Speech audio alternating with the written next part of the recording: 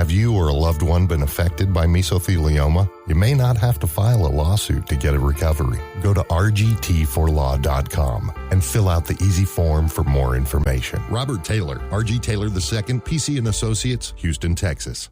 The following message has been paid for by Lenny Bakken.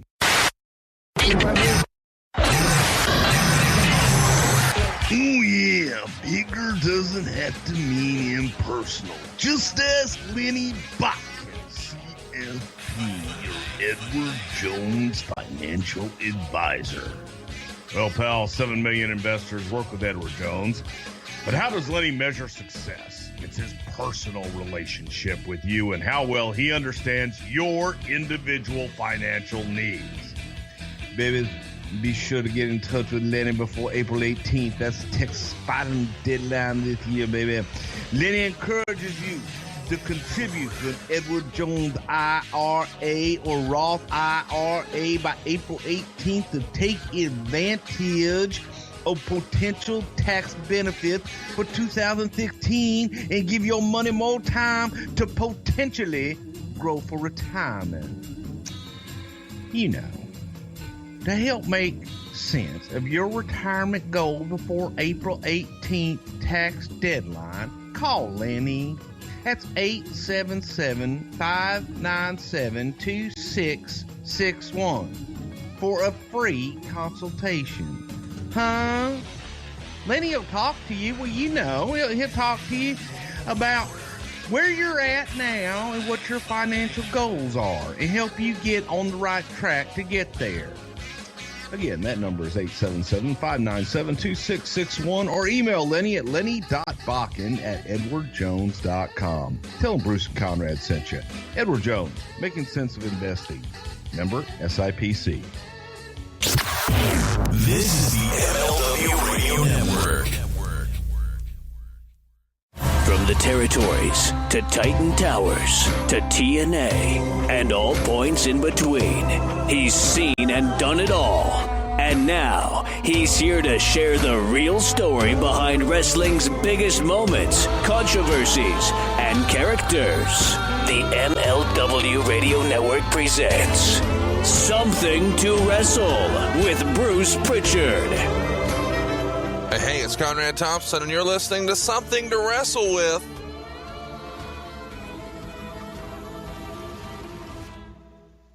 Bruce Prichard. Bruce, what's going on, man? How are you? I can't believe that we're actually getting to the point of doing our own show. It seems like I've done everybody else's show this last week and talked about every single thing else but what's most important, and that's something to wrestle with right here on the MLW Radio Network. I want to give everybody a huge thank you for our gigantic number in January. We don't really keep up with that. You know, we're trying to just put together as much content for you as we can. And then at the end of the month, I logged in and looked and said, Bruce, you're not going to believe this, but like almost 2 million people listened to our show last month. And to say that's humbling for Bruce and I is a huge understatement. We can't thank you enough. I'm just a wrestling fan. So the idea that you guys are even remotely digging something that's done by a fan is incredible to me. So I really appreciate you guys taking the time to check us out and tell your friends and leave us a review. And we're just blown away by the response. So thank you very much. Done by the fan for the fan, right? Is that something? No. Yeah. And man, this is like bizarre for me this past week. The giant head of mine made a Royal Rumble debut. I guess it was Royal Rumble entrant number 31. And shout out to Nick Wineland for hooking us up with that. He's a super fan from Austin, really appreciates what we're doing, and we appreciate him supporting the show. And this past week, there was a cool article that you did for ESPN.com with our friend Casey Joyner. You did a guest spot on Stone Cold Steve Austin's podcast that everybody should check out over at Podcast One. Coming up next week, you'll be on the Ross Report with Jim Ross, also on Podcast One. And, of course, our great friends Eric Bischoff are mentioning us left and right, as are Sam Roberts, Dan Soder, it just feels like all of a sudden, man, everybody's paying attention to our show. As a friend of ours likes to say, what's causing all this? Well, I think that the audience, our listeners, are causing all this. You guys are participating in the poll. You guys are listening and downloading and telling your friends. And speaking about telling your friends, I talked to one of our T-shirt buyers, William Sohor, and I just want to give a shout out to him because he's going through dialysis right now. He loves the show. He's got like 5 of our shirts already. That's awesome. And he's a great friend of the show, but he's telling people at dialysis all about something to wrestle with to help them get through their treatments. And I'm just blown away with the response lately, and it's really great, and that's a nice feeling. Thank you, everyone. I greatly appreciate it. Conrad greatly appreciates it. We're having fun. Absolutely. We're having fun on our sister show, too. It's the very first Something to Wrestle With spinoff. We call it What Happened When Monday. It's the WCW side of things, as told by the voice of professional wrestling from the Mason-Dixon line. It's Tony Schiavone. And I didn't think Tony Schiavone would. Tony Schiavone. Well, there you go. A lot of people were surprised to hear that Tony Schiavone is essentially the Bob Saget of professional wrestling. He's positioned himself as almost a TV dad from 1983 to 2001. And in his first sentence on our debut show by Goldberg, which also did a record number of downloads thanks to you guys, more than 109,000 of you checked it out in the first day or so, Tony's dropping F-bombs left and right. So that's pretty incredible to me. Well, it's just low class. Yeah, we would never do any shit like that over here, would we? No, that's bullshit. Our language is all above board and far from fucking atrocious. Well, we're doing the similar concept here and there, and it's the poll gimmick. And you guys voted on a poll this week to decide what we would talk about. And to my surprise, the nWo is taking over. And we're going to talk about what happened when the nWo came to the World Wrestling Federation in just a moment. But first, I feel like this may be our longest summation ever.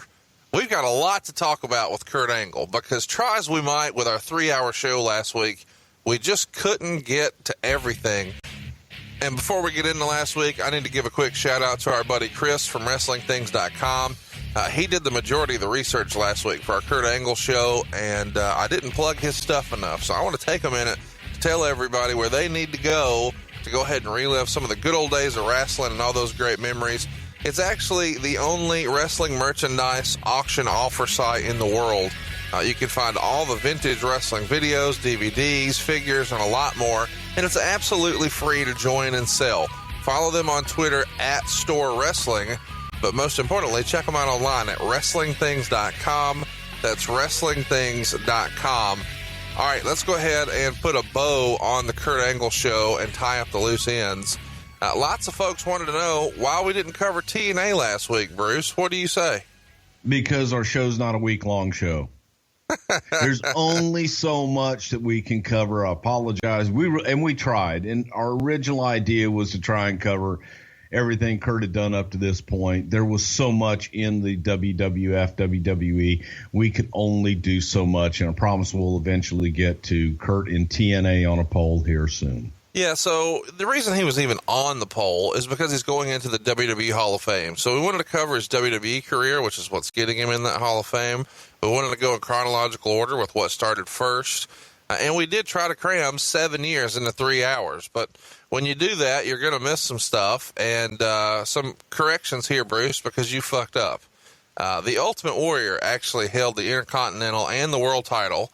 So there has been someone who held 2 belts at the same time. But, of course, we all remember Warrior didn't defend both of those. Shawn Michaels held the world title and the European, but he did essentially just give the European to Triple H. But, of course, the trump card is D'Lo Brown. He held the exact same titles that Kurt did, both the Intercontinental and the European belt. But as Kurt Angle once reminded us all, we all know D'Lo Brown doesn't count. And neither does Ultimate Warrior. Okay, so there you go. Brock isn't from Minnesota, but he did wrestle in college there. My bad. I got lots of reminders about that. And a lot of folks wanted to point out that Ray actually debuted on SmackDown against Chavo and won. our bad. We meant his pay-per-view debut where he lost to Kurt Angle. I don't want to get fired up about that one with Bruce again, so let's move along.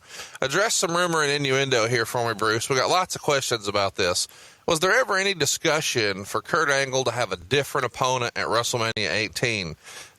He famously wrestled Kane, but lots of folks suggested maybe he was once upon a time penciled in against Mr. Perfect, against Ken Shamrock, or even against Sting. Was any of that stuff ever discussed to the best of your recollection? Sting wasn't, but there were a lot of what ifs, but kind of insignificant. It was just one of those what if questions. Was he a potential backup plan for Steve Austin or Scott Hall? He was figured in. He was figured into the plan, but it was just what worked best in the storylines we were telling at the time, and Kane seemed to work best. We talked a little bit last week about the Triple H, Kurt Angle, Stephanie storyline, and this was allegedly dropped because Triple H said it wasn't believable that Steph would ever leave him for Kurt Angle. And the actual angle was supposed to result in Steph ultimately going with Kurt Angle. Now, this is all rumor and innuendo from Dave Meltzer, and he brought this to light, I guess, in recent years when discussing the Dolph Ziggler, Rusev, Lana, Summer angle from a year or two ago. But we didn't really drill into that. Do you remember Triple H saying he didn't think it was believable that Stephanie would leave him for Kurt? No, not that I recall. It was just simply time to cut it short, and I don't think there was a feeling. I think that there was chemistry, so it's not my feeling. I thought there was a lot of chemistry with Kurt and Stephanie, but the overall feeling from everyone else was that there wasn't a lot of chemistry there.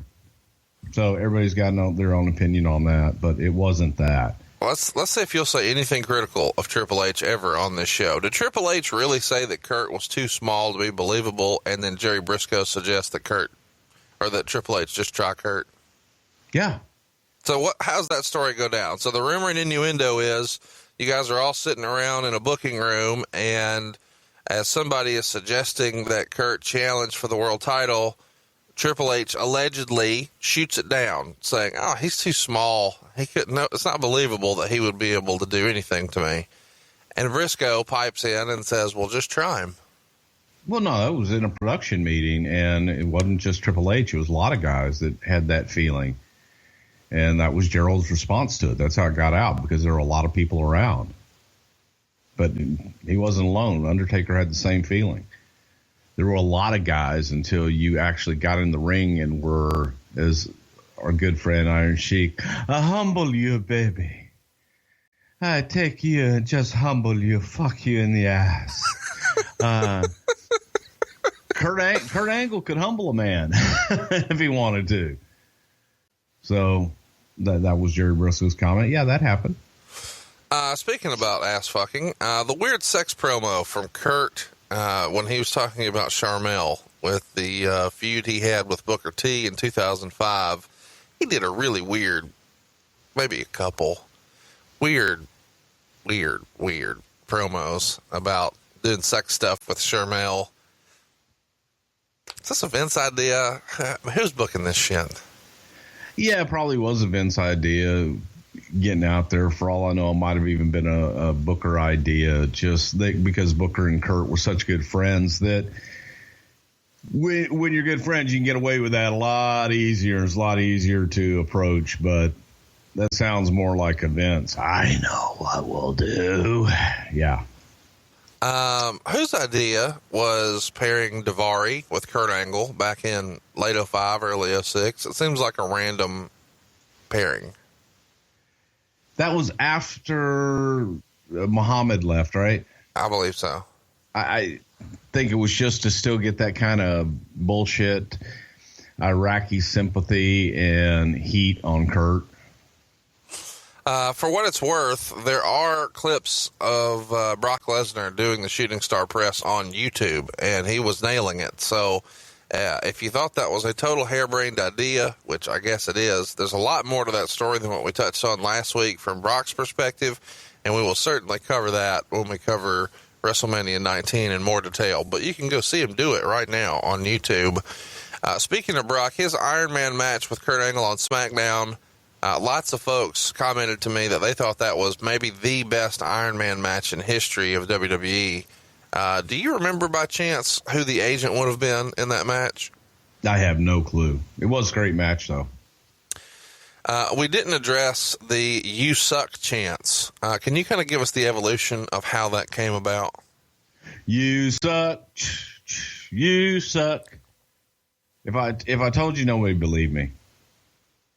Well, that's kind of what we're here for you to tell us. Is for me not to be believed. It went with the music. You suck. No, I got that. You suck. Well, that's how they came up. People were chanting "You suck," and they felt that music kind of went along with that chant, so that music encouraged it. That's all there was to it. It was a way to get people to chant "You suck," and that old Patriot music that we used was more conducive to that. So that's the reason that we went with that, and we got people to kind of get into that rhythm. Brian Gewirtz used to kind of go, "You suck, you suck," you know. And it became a term of endearment almost. I mean, it seems if you didn't understand wrestling and how, it's all in this weird bubble that we all enjoy, they're probably going to chant that for him at the Hall of Fame, and it's not going to be perceived as being a negative by wrestling fans. I hope so. Yeah, shit, I hope so. I agree with you. It is a term of endearment, and I hope they do. Let's talk about the Patriots music. A lot of folks may not remember, but Kurt Angle, during part of his run, shared his theme music with the Patriot. Now, of course, they weren't there at the same time. The Patriot was there in 97. But these two guys aren't that far apart when they're using the same music. Do you remember that happening before? Because it seems like somewhat of a unique situation, unless it was an underneath guy. No, it just was good music. It's you go back, All American was originally Barry Windham and Rotundo, Mike Rotunda's music. So I mean, it happens. I think the music fit Kurt better. It fit both those guys pretty good, really. Any fun stories about the gold medals? No, the getting them recreated. Boy, that was a pain in the ass. For a long time, Kurt wore the bullshit medals, which were just two like little medals that you would win if you showed up at a karate tournament and got a participation medal. But we eventually had, when we threw them off the bridge. Yeah. Notice how we got throwing stuff off of a bridge already in the show this week. We had replicas made of the gold medal because Kurt had lost gold medal one time, so we had our Magic Man Richie Posner get duplicates made that looked identical to the real thing. So we had a couple of those made, which was nice. I imagine a lot of people had a lot of fun in bars with these gold medals. Really? Nah. Maybe that's just me. Yeah, that's just you. Lots of questions about the Big Show getting hit with a tranquilizer. Did you produce that segment, and how did that come about? That feels like a Bruce Prichard original right there. Yeah, I mean, how do you stop a rhino, man? you hit him with a dart gun. Good God! So, yeah, that was mine. The taser. Wait! I just guessed. I got it right. What? That tranquilizer shit was your deal. Yeah. What? It just tickles me that I knew that it was yours. I didn't even remember it to bring it up last week, but when somebody brought it up, they're like, "Hey, why didn't you ask about this?" I'm like, "I got to ask Bruce. That's got to be his idea." There are a lot of things that just have my fingerprints all over them sometimes, but yeah, that was it. Any truth to the rumor that Hulk Hogan once told Kurt, "Ease up, brother. We already have their money"? Oh, yeah. Work, brother. I didn't realize we were just doing yes or no questions like it was a goddamn deposition. I just said I did my best Hulk Hogan impression there. Ease up, brother. Damn, it's work. That's Savage, isn't it? Yeah. But you know what? If Savage had worked with Kurt Angle, that's what he would have said. I'm pretty sure that Savage would have, ease up. Damn. Yeah, we talked a little bit about Olympic boy and being a little snug with Hogan last week. Interesting trivia I discovered this week after the show, and I can't believe this is even real. Did you realize that Kurt Angle was the last guy to tap out with John Cena, and it happened all the way back at No Way Out 2004, 13 years ago? I did not. Man, that never give up shit. That's a shoot right there. 13 years? Wow. I wonder if that's true. I mean, I bet you've seen us tapped out since then. Well, he's passed out before. Like, he passed out, in the Rusev submission a few times. So we've seen some of that. But best I can tell, and from what we asked our fans on Twitter, in 2003, he tapped out a couple of times to Chris Benoit. But the most recent time, February of 2004, to John Cena, No Way Out. That's a long time. If you're going to tap out, you better tap out to Kurt Angle. Yeah, I would agree. And if you're going to go ahead and seek some legal advice, you should tap out to the very best. RGT4law.com. Have you or a loved one been affected by mesothelioma? You may not have to file a lawsuit to get a recovery. Go to RGT4law.com and fill out the easy form for more information. Robert Taylor, RG Taylor II, PC and Associates, Houston, Texas. All right, Bruce, we're finally here. It's what happened when the nWo came to the World Wrestling Federation. It's 2002, and we just referenced the No Way Out pay-per-view with Kurt Angle and John Cena from 2004, but the nWo made their return 2 years prior at No Way Out in 2002, and I'm fascinated by this, Bruce, because there's been lots of rumor and innuendo about how all of this went down and when it was going to happen, because a lot of folks expected this when the WWF bought WCW back in 2001. And we have famously talked about this buyout situation with these Turner contracts in great detail over on the last Nitro episode. So if you're curious how Fusion Media and the WWF tried to get some of these big money players from WCW, guys like Goldberg, Hulk Hogan, Kevin Nash, Scott Hall, and others, to take pennies on the dollar to come back to work as opposed to just sitting at home and collecting a check, that is available in our archives on the last Nitro. It's reported at the time, Bruce, that Hall and Nash had roughly 2 years left on their Turner contracts at about $1.45 million. And, of course, at the time, Hogan's contract was undisclosed. All this stuff you can go search. It doesn't make sense for us to go into great detail with Bruce. We all know he's not going to tell us shit.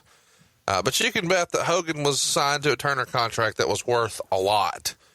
So I'm curious, though, before we get into the actual signing that I'm sure we're going to discuss, when did you guys first start thinking, okay, now is the time to at least start discussing it? Do you recall? Because it feels like that would have been during the invasion, but my research looks like it was more like fall of 2001.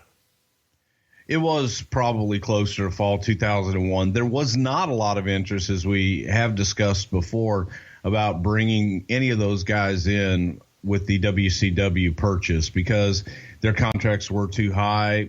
They had too much left on them, and the talent wanted their money from their contracts. So it was easier for them to sit out, collect their paycheck, and not have to go to work. In addition to that, a lot of their contracts had limited dates in them that we were not interested in honoring. If we were going to take guys, we wanted guys to come to work, not guys to just sit home and get paid. So there wasn't interest at first.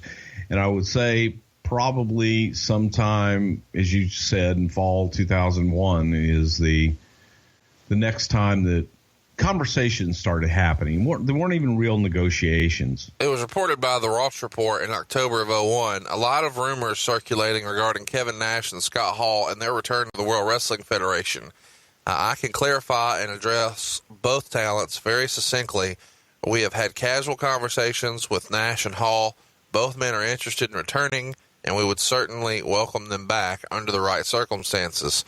Now, it's important to note here that Nash isn't wrestling anywhere, really, but he has started to, have some rumblings of wanting to do something.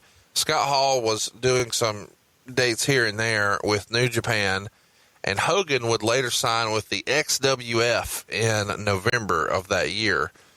The October 15th Observer reported that Shane McMahon called Scott Hall a few months prior to this, and that Hall was, quote, reportedly made an ass out of himself on the phone, and the talks ended there.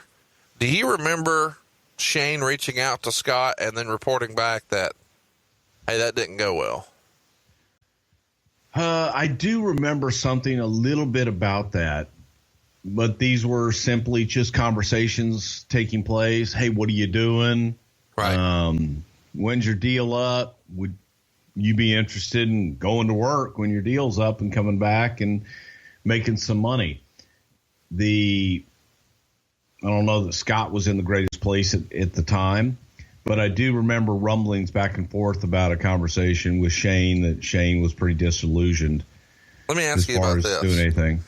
In the same edition of the Observer, Dave writes, there were meetings over the course of the past year where Nash's name was specifically brought up, and each time the overwhelming sentiment was that he'd be a locker room cancer and absolutely should not be brought back. Of course, the majority of those meetings were held before July 2001, when the WCW invasion angle completely tanked. So that's kind of what Dave is putting out there in the Observer in October. Do you remember there being a discussion where Nash's name specifically was poo-pooed? His name was brought up from time to time, but the sentiments were always pretty much the same, and that's what they were.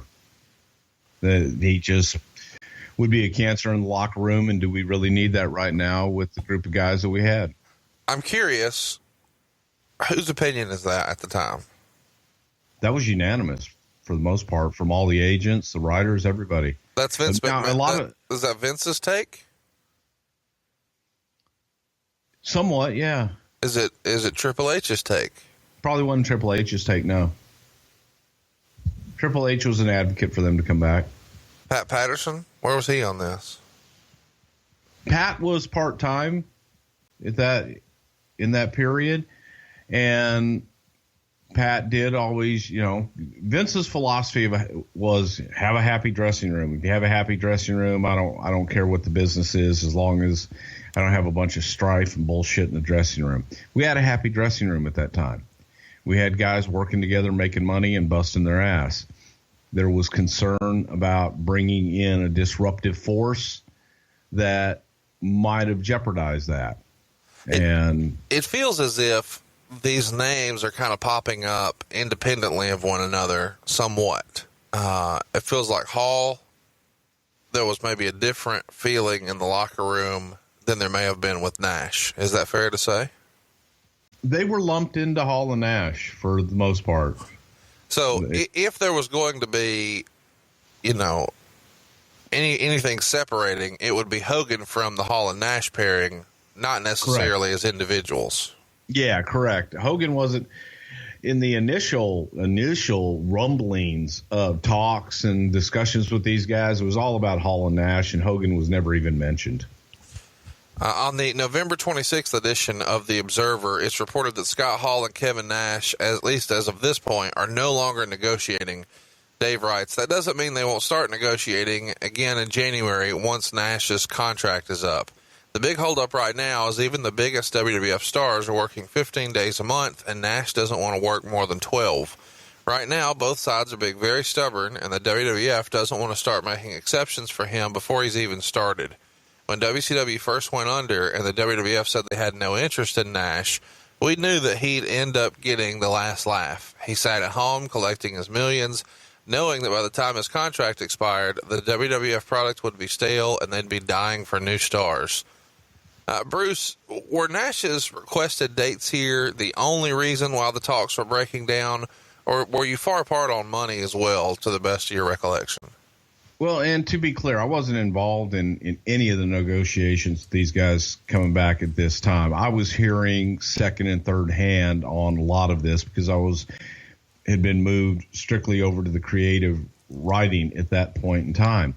However, the rumor and innuendo, if you will, was they wanted certain conditions in their contract, and Vince simply wasn't willing to budge. He wasn't going to make exceptions for anybody coming in when he had workhorses like Rock and Steve Austin and Foley and Hunter and all these guys that are working the dates, busting their ass, and packing houses. Is there any possibility that Vince himself is doing these negotiations, or is this more than likely Jim Ross? More than likely, a lot of it was Jim Ross, but also there were conversations taking place with Vince, and guys were using, I say guys, Hall and Nash were also using Hunter to get messages brought in and things like that too. Hogan is with the XWF at this point. Was there any consideration to Hogan being with the XWF, or is this just like, oh, they don't even count, we can get him out of that? I don't even think it was a consideration. Let's fast forward to January. None of the three guys have signed yet, and the January 7th Observer reports that Nash had a meeting with the WWF 2 weeks prior about coming in, saying that his contract with Time Warner was set to expire on the 31st of December. But talks had broken down, as we mentioned, because of the number of dates, that being the primary issue, or at least that's what Meltzer reports. He also allegedly says he'll only come in with Scott Hall. And somewhere around here, he starts to ease up on that stance. Do you recall Nash demanding that if he comes, he has to bring Hall? And then was that something you guys were open to? Because it feels, the way Dave is positioning this with his prior report about the meeting with Shane, or the call with Shane not going well, that Nash may have improved his position by easing up on this Scott Hall stance. Well, frankly, there wasn't a lot of interest in Kevin Nash or Scott Hall. The interest was in the package. The interest was they wanted both of those guys together. So it wasn't, I don't know if, and again, I clarify this by saying I was not involved in the negotiations with them. But from the creative standpoint, the input that we were giving and the feedback we were getting back was it was a package deal with Hall and Nash coming in kind of as the outsiders that they were in WCW, but coming back as a package deal. And when you say the outsiders, let me just tag in there. Are you saying you wanted to position them just as a carbon copy, and they're still the outsiders? No. I say that just because they were a tag team as the outsiders, Hall and Nash. But the idea in bringing them back here is not to bring them back to pick up where they left off as Diesel and Razor, but continue as Scott Hall and Kevin Nash, but as a tag team, maybe not NWO. Is a unit, yes, and bring them back as, to us, it was different characters. Scott Hall and Kevin Nash, different characters than Razor Ramon and Diesel. So the idea was simply, hey, you got these two guys. They've never been here as Scott Hall and or Kevin Nash. So let's bring the two guys in here as to what they were in WCW. It's a brand new character for this audience, and try this thing out. But it was all about just something new. It's in that same edition of The Observer that Shawn Michaels had met with Vince and Jim Ross about maybe possibly trying to come back. And he would come back, but it would be after Hall and Nash and Hogan and the NWO was there. Was there ever any discussion to doing some sort of click version of the NWO instead, and that being something that was, maybe just pairing Hall and Nash with Shawn here? Would that have been something that he was pitching or that Vince was pitching him on, or what would have happened in that meeting? Well, again, it weren't like there were a bunch of meetings here. It was phone calls and just conversations talking about what ifs. Right. And Shawn wasn't back full time. It was arm's length at best during that time. So Shawn really wasn't a part of, oh God, we could have Shawn be with Scott Hall and Razor. If anything, we would think that might be a cool scene one day to get. But there wasn't thought, there was no thought, discussion in any way, shape, or form about Shawn Michaels coming back into the fold and being on TV and being a character again. This feels like 100 years ago, but in the January 14th edition of The Observer, it's reported that Andrew McManus of World Wrestling All-Stars had been negotiating with Nash, and that those negotiations break down on New Year's Eve. McManus says he doesn't want to get into a bidding war, that it wouldn't be good for WWE. Do you remember Nash trying to kind of play both sides against the middle here with the WWF to get a better deal? I don't, because there really wasn't a whole lot of leverage or any place to go. Going to a company that wants to start up and has a lot of pie in the sky aspirations versus a company that is already in business and one that, it's not a lot of negotiating to be had at that point. And you don't need to negotiate to get a great deal at ProFlowers.com. Here's what you need to know about ProFlowers. Am I right, Bruce? These guys know how to do this right. We both got flowers this week from ProFlowers. I guess they were proud of our 1.9 million downloads that we did in January, and they hooked us up. What'd you think of your flowers, Bruce? They were excellent. I couldn't believe that for only $19.99, I got a great dozen roses, beautiful flowers, and a free, beautiful glass vase that I can use forever and ever and ever. Or you could upgrade, and for only $9.99 more, you can get 2 dozen assorted roses and a free glass vase. Just go to ProFlowers.com right now, and you're going to get this knocked out right in time for Valentine's Day. This is important, man. You want to get Valentine's Day right. And you know who does it right? ProFlowers.com. What's the code they should use, Bruce? Use my code. Use WWE. Help support our show by supporting our sponsors. Go to ProFlowers.com and use my code WWE. Pick out your flowers, less than 2 minutes. Couldn't be easier. Couldn't be a better way to get roses for your girl on Valentine's Day. Or guy. Real simple. How about this? This is easy because you get to pick the delivery day you want. And we're telling you this now, so you've got plenty of time to plan for Valentine's Day. And here's a pro tip for you. Get it sent to her work. She wants to make sure that everybody knows she got flowers. Of course, she wants the flowers, but she wants everybody to know that she got them too. And these bouquets are guaranteed to last 7 days or your money back. You just can't beat that. You can't beat the price, and ProFlowers takes care of all the details. So where all you've got to do is just sit back and look awesome because you went to ProFlowers. So when I send flowers, I trust ProFlowers to get it right, and you will too. Let's remind you again, you get 1 dozen assorted roses with a free glass vase, starting at just $19.99, and you can even upgrade for an extra $9.99 to 2 dozen, and still with that same free glass vase. Just go to ProFlowers.com, and what's the promo code to use, Bruce? WWE. Just click on the microphone and type in my code WWE. Don't wait to the last minute. Order today at ProFlowers.com. Now, I'm curious, when we're talking about negotiations for Hogan, when do you remember that starting and how that all came about, since he was technically under contract with the XWF at the time? Well, I kind of got to take a little bit of a sidebar here so that when I give you my fuzzy answers, we can all understand. In and or around October, November of 2001 was during, I had a lot of personal things going on in my life. I moved from Connecticut to Texas, and I wasn't in the office as regularly as I had been in the past. Hey, let me just pipe in right there. When you say I had personal stuff going on, people are going to think you were in rehab for drugs. What's the real deal?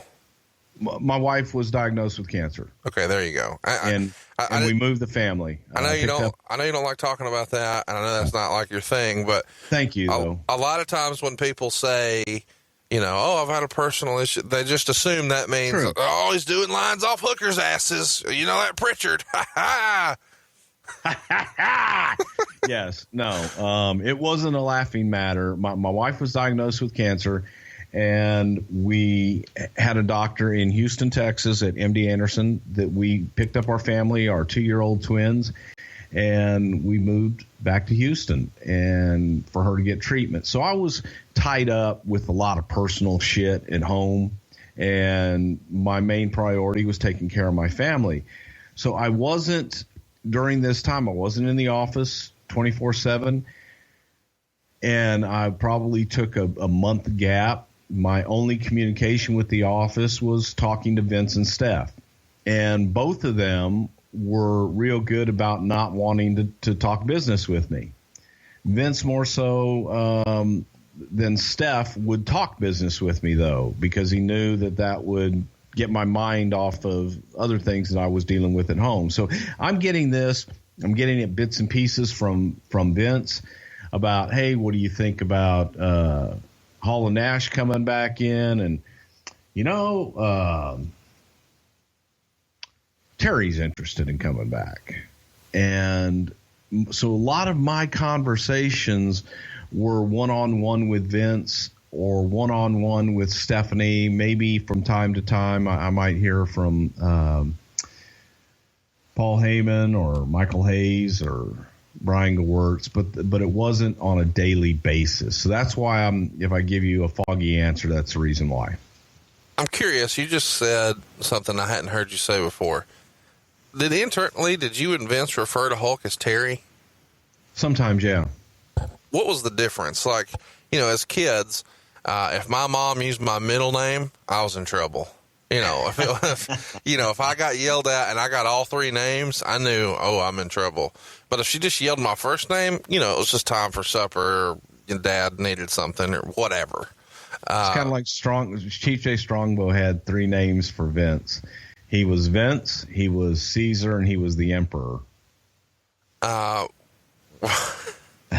Caesar was when Vince was on a roll and on a tear.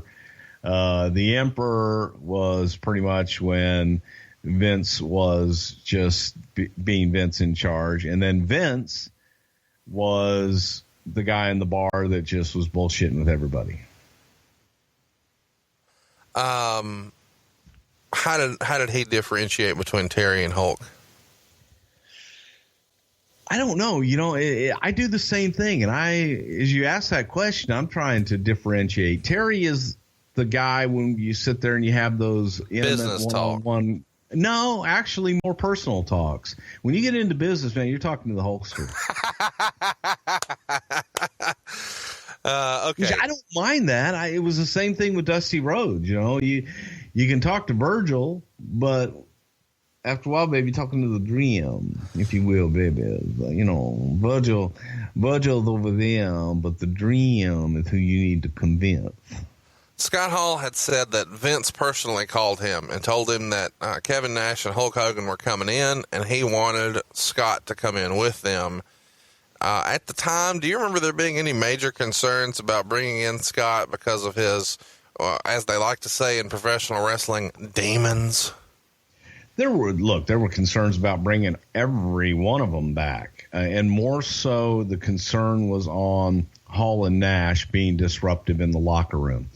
There were people that felt almost unanimously that bringing them back was a bad move. For the old timers that had dealt with Hogan over the years, you have a soft spot in your heart. It's like, okay, well, you know what? Hulk deserves the benefit of the doubt. We can bring Hulk back. We can make money with Hulk. The other two guys, I think that it was still a little fresh from them leaving many years before. So it was, they were a pain in the ass, and their stirring up shit was still fresh. With Hogan, it had seemed to blow over and was more forgiven, much more forgiving than Hall and Nash.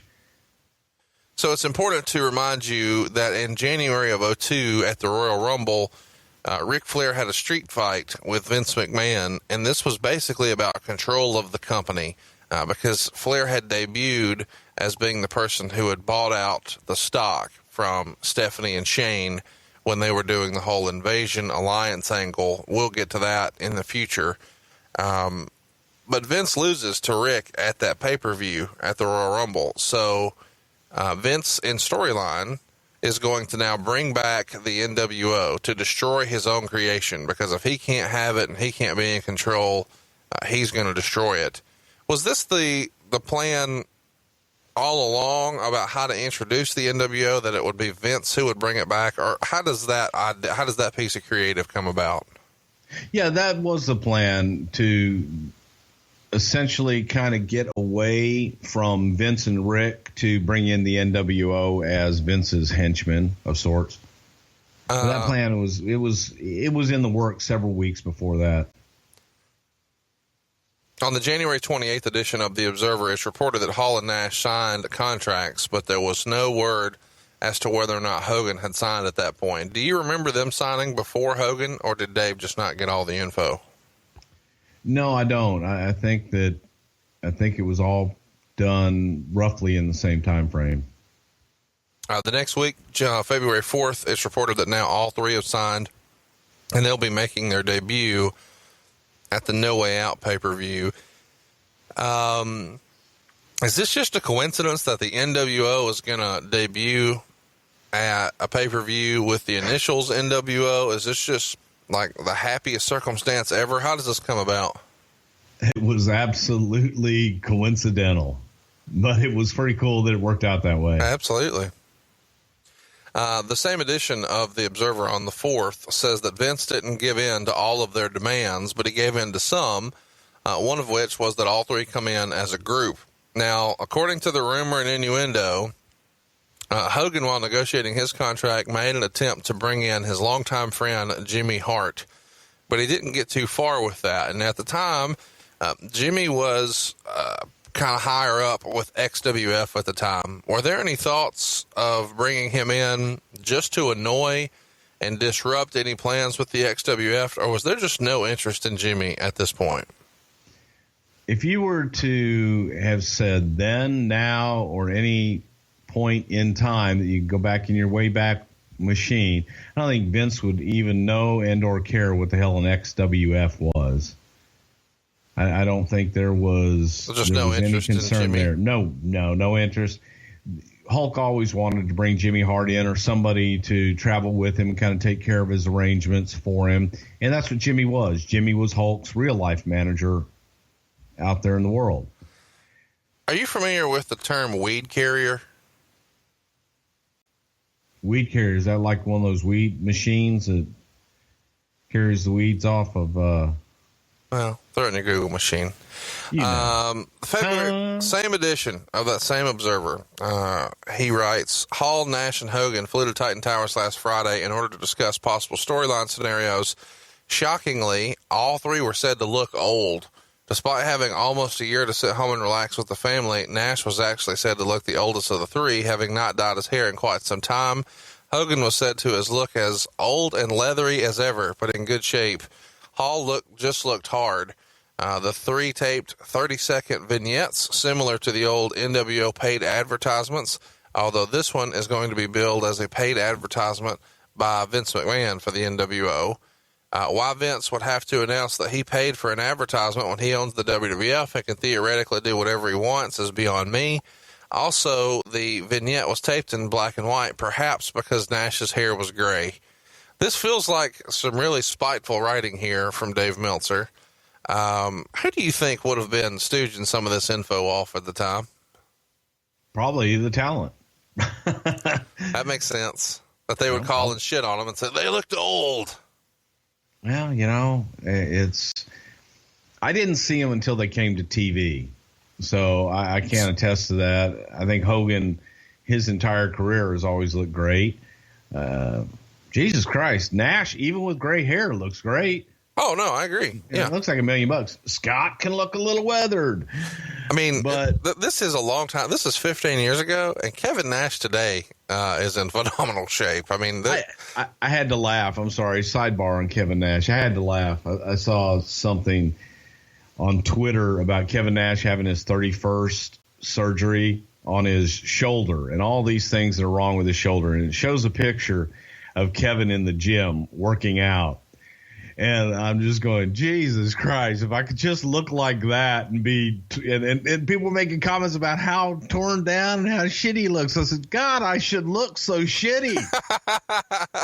My God, he's ripped to shreds, looks like $1 million. And thank God, Kev's older than I am, but he looks great. So, I mean, yeah, okay, gray. I'm gray. I'm shaving all this gray beard off, man, because everybody's telling me how damn old I look. You can fix that. The Just for Men thing didn't work, so. Let's mention the ratings at the time here. They're starting to decline just a little bit from where they had been in years prior. They're still good. In January and February of 2002, Raw's getting a 4 and somewhere in the 4s, and SmackDown is usually the high 3s and the low 4s. Was the thought in bringing these guys in to help be a shot in the arm from a failed invasion angle, to help pump the ratings up here, or to just build a WrestleMania? What was the original, like, why in February is this the perfect time to bring them in? It was a build to WrestleMania, get something new and get an influx into WrestleMania. About this time that you'd normally be getting your celebrities and getting all that geared for March or April. And our version of celebrities for this WrestleMania. On the February 18th edition of The Observer, Hall and Nash were guesstimated to be coming in for around 700. Meanwhile, Hogan is north of 1 million. I know you're not going to get into any specifics, but are those in the ballpark? I was so far removed from that, I couldn't even tell you if we were in the same city of the ballpark. What about the dates? Did you ever hear about that? Because I know allegedly Nash wanted 12 compared to the 15 or better that Vince wanted. Do you know how that shook out?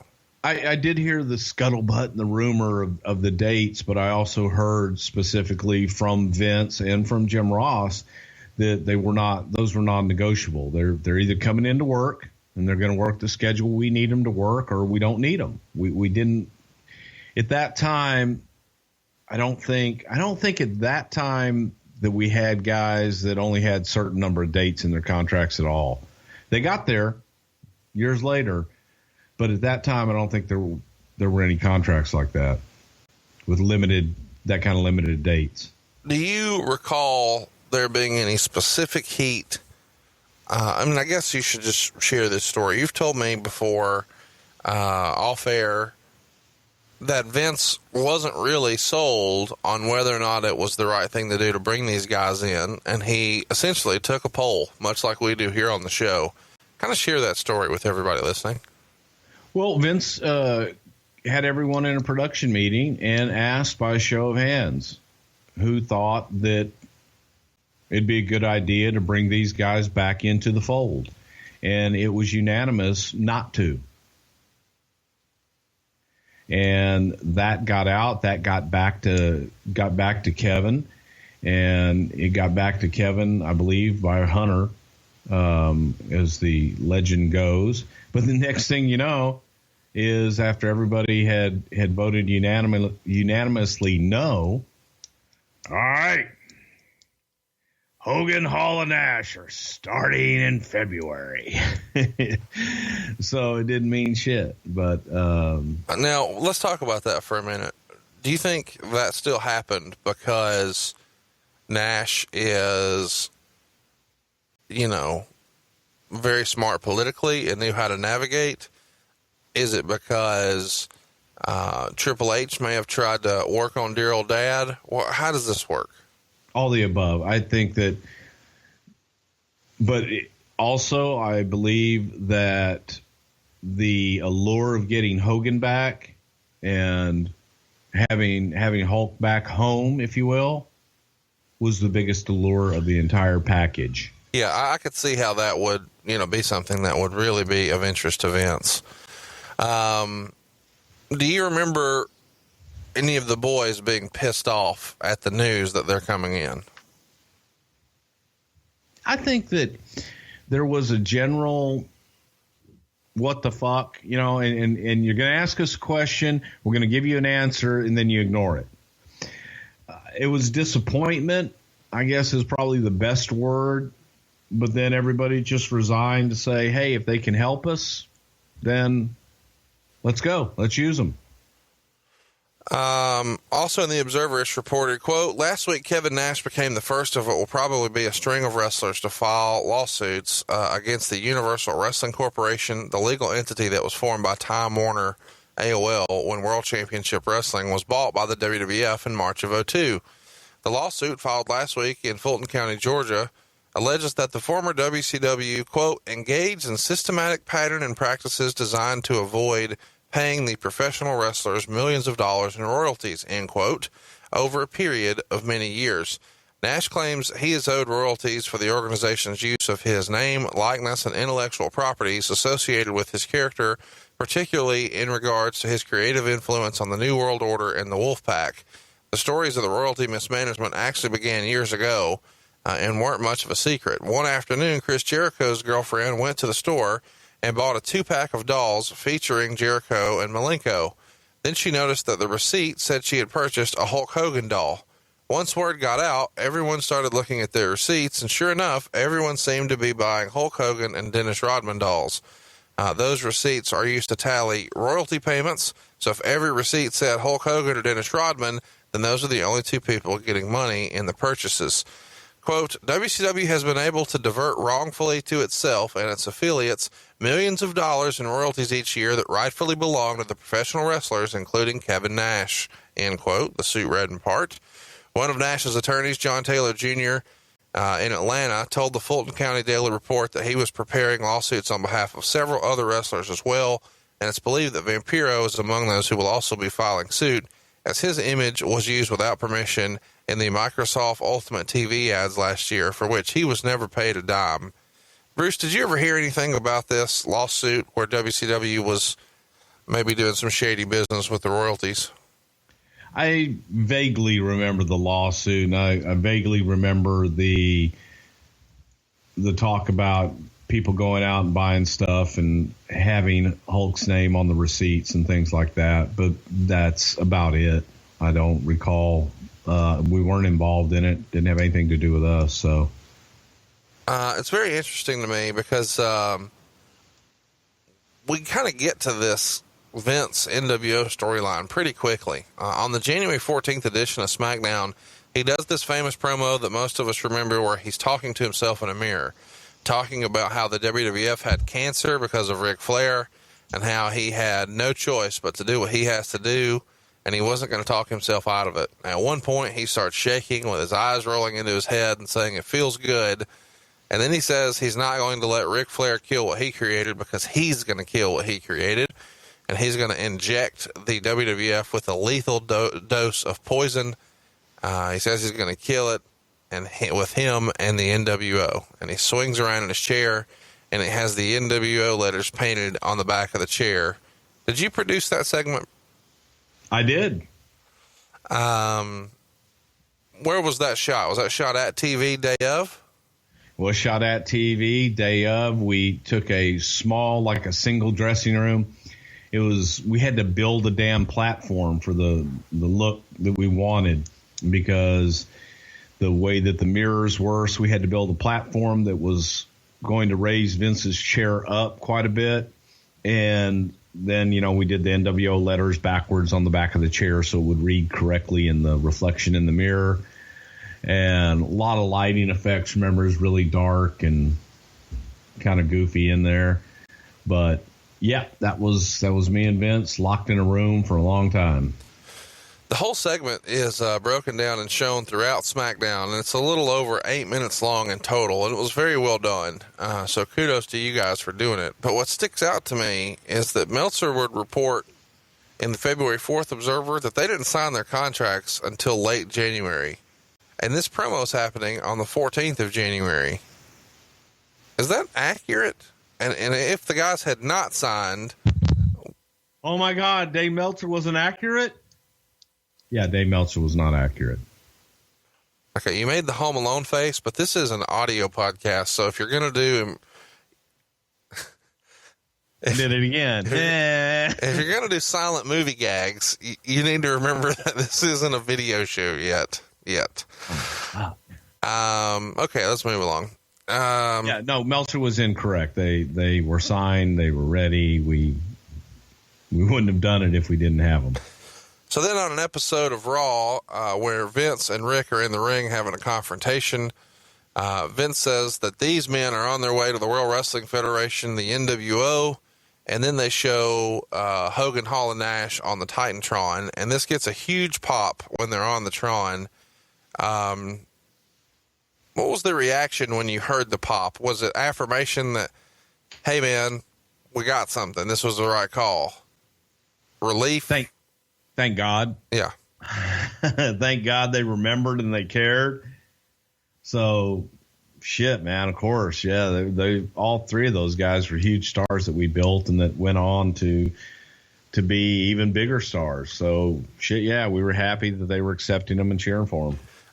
Were there any second thoughts about bringing Hogan in as a heel, since he had been the company's biggest babyface and the flagship for all those early WrestleManias in the golden era of the WWE? Absolutely terrified. Let's talk about that. I've always been curious because it feels like, you know, he may have been a heel down there, but he wasn't here. He was the golden goose. Well, and it's interesting too, because on Hogan's way out, they were booing him in WWF way back, you know, after WrestleMania 9 and everything. They were getting tired of him. He had been around forever, but still there was that sentiment. He's Hulk Hogan. Right. And the feeling was that regardless of how they felt when he left way back when, he's still their Hulk Hogan. He was still their red and yellow hero. Right. So the fear was that they were going to be so damn happy to see him. They didn't care what role he played. February 18th Observer talks about the WWF putting up nwo.wwf.com, which is a news site paid for by Vince McMahon. And then it's just a short rewritten history of the NWO with bios of the three guys. And the new history is they all went to WCW with the intention of destroying it, and did so. And now they're here to kill the WWF as well, with no motive. They're just evildoers motivated by something. So then the WWF has to come up with some explanation as to why these three men who make their living as pro wrestlers want to destroy all pro wrestling companies. I mean, it doesn't really make a lot of sense, but, you know, who cares? The NWO's back, right? Well, no, the whole thing was about Vince and Ric Flair, and that Vince was going crazy, and Vince's solution was to destroy the monster that he created in the WWE, and do it by bringing in the guys that destroyed his rival competition that he ended up buying. But in kayfabe, you know, if they destroy the WWF, where do they go work then? Well, then they create the NWO, and Vince has his new company that he created. There you go. Were there ever any plans to have Vince be in the Eric Bischoff role for the NWO? That question, yeah, it's interesting. That question was asked, and the response was, "What? Good God, no." Which seems common sense if you're the guy bringing them back and you're saying you want to kill it. Thank you. Yeah. But you know, Vince has that weird thing about him. He doesn't want to do anything like the other guys did. But let's bring back the guys that kicked our ass for all these, you know, those many weeks in the ratings. So that'll be enough. That'll be enough of that. I don't want to recreate too much of it. It was just weird. It was weird. Let's fast forward to the January 31st edition of SmackDown. Vince and Rick are doing a segment in the ring where Vince wants Rick to resign as co-owner, and if he didn't, then he would bring in the NWO. So Rick signs his first name, and right when he's about to write his last name, Stone Cold Steve Austin comes down, has a huge confrontation with Vince. Vince takes a swing at Rick. Rick dodges it and punches him, then rips up the papers so Austin can stun Vince. So now the NWO stage is set. Easy for me to say. Meltzer reports around here, and I want to get your take on this. Hall was at the show Monday night, went to the bar and got smashed out of his mind. All the wrestlers had been given a speech earlier in the day by management and were told that the three guys were coming in just like any other three wrestlers would, and that they would have no political power whatsoever, and that they would not be treated different than anyone else. Believe it or not, people are actually shocked when Hall was not reprimanded in any way. So we got two separate things I want to talk about here. Number one, who makes the decision to give a speech like this to the boys? Because this feels like kind of ridiculous. It was probably Vince and JR to send a message to let everybody know, because there had been so much rumbling about, oh, God, these guys coming in, are they going to have creative control? Because all those rumors and innuendo at WCW. And plus, they like to stir the pot, too. So the idea behind getting everyone together and getting that shit out of their head up front was the idea, I'm sure, behind that. And I don't know that Scott Hall wasn't reprimanded. Yeah, it's a weird deal, and I don't really like. I don't know. I don't know that any good comes from us drilling down on that. It's made official in Storyline that the NWO is coming in, so we'll just fast forward to the No Way Out pay-per-view. What was it like backstage the first day they're there, the first day they're at TV? Who did they meet with? Did you talk to them? What was their interaction like with the rest of the boys? There's probably, some folks who were been vocal about not wanting them there. And it's interesting to me, at least, to hear how all that went down that day. All three guys, Hogan, Nash, and Hall, they stuck together. Hall and Nash were inseparable that day. I definitely remember that.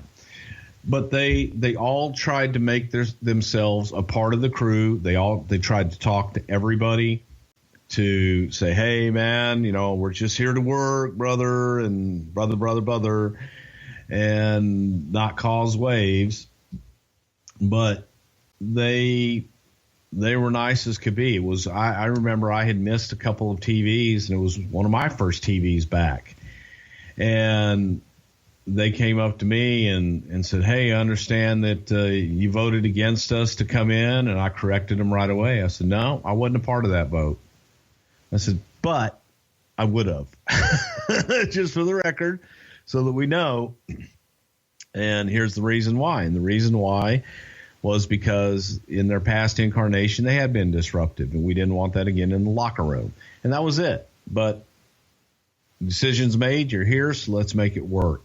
We did vignettes with the NWO and Stone Cold Steve Austin. We did stuff with them and The Rock that were all pretty classic stuff. The first time that the NWO encounters Steve Austin in the hallway and brings him a six-pack of beer, and then The Rock and the famous, Diesel chant. And yeah.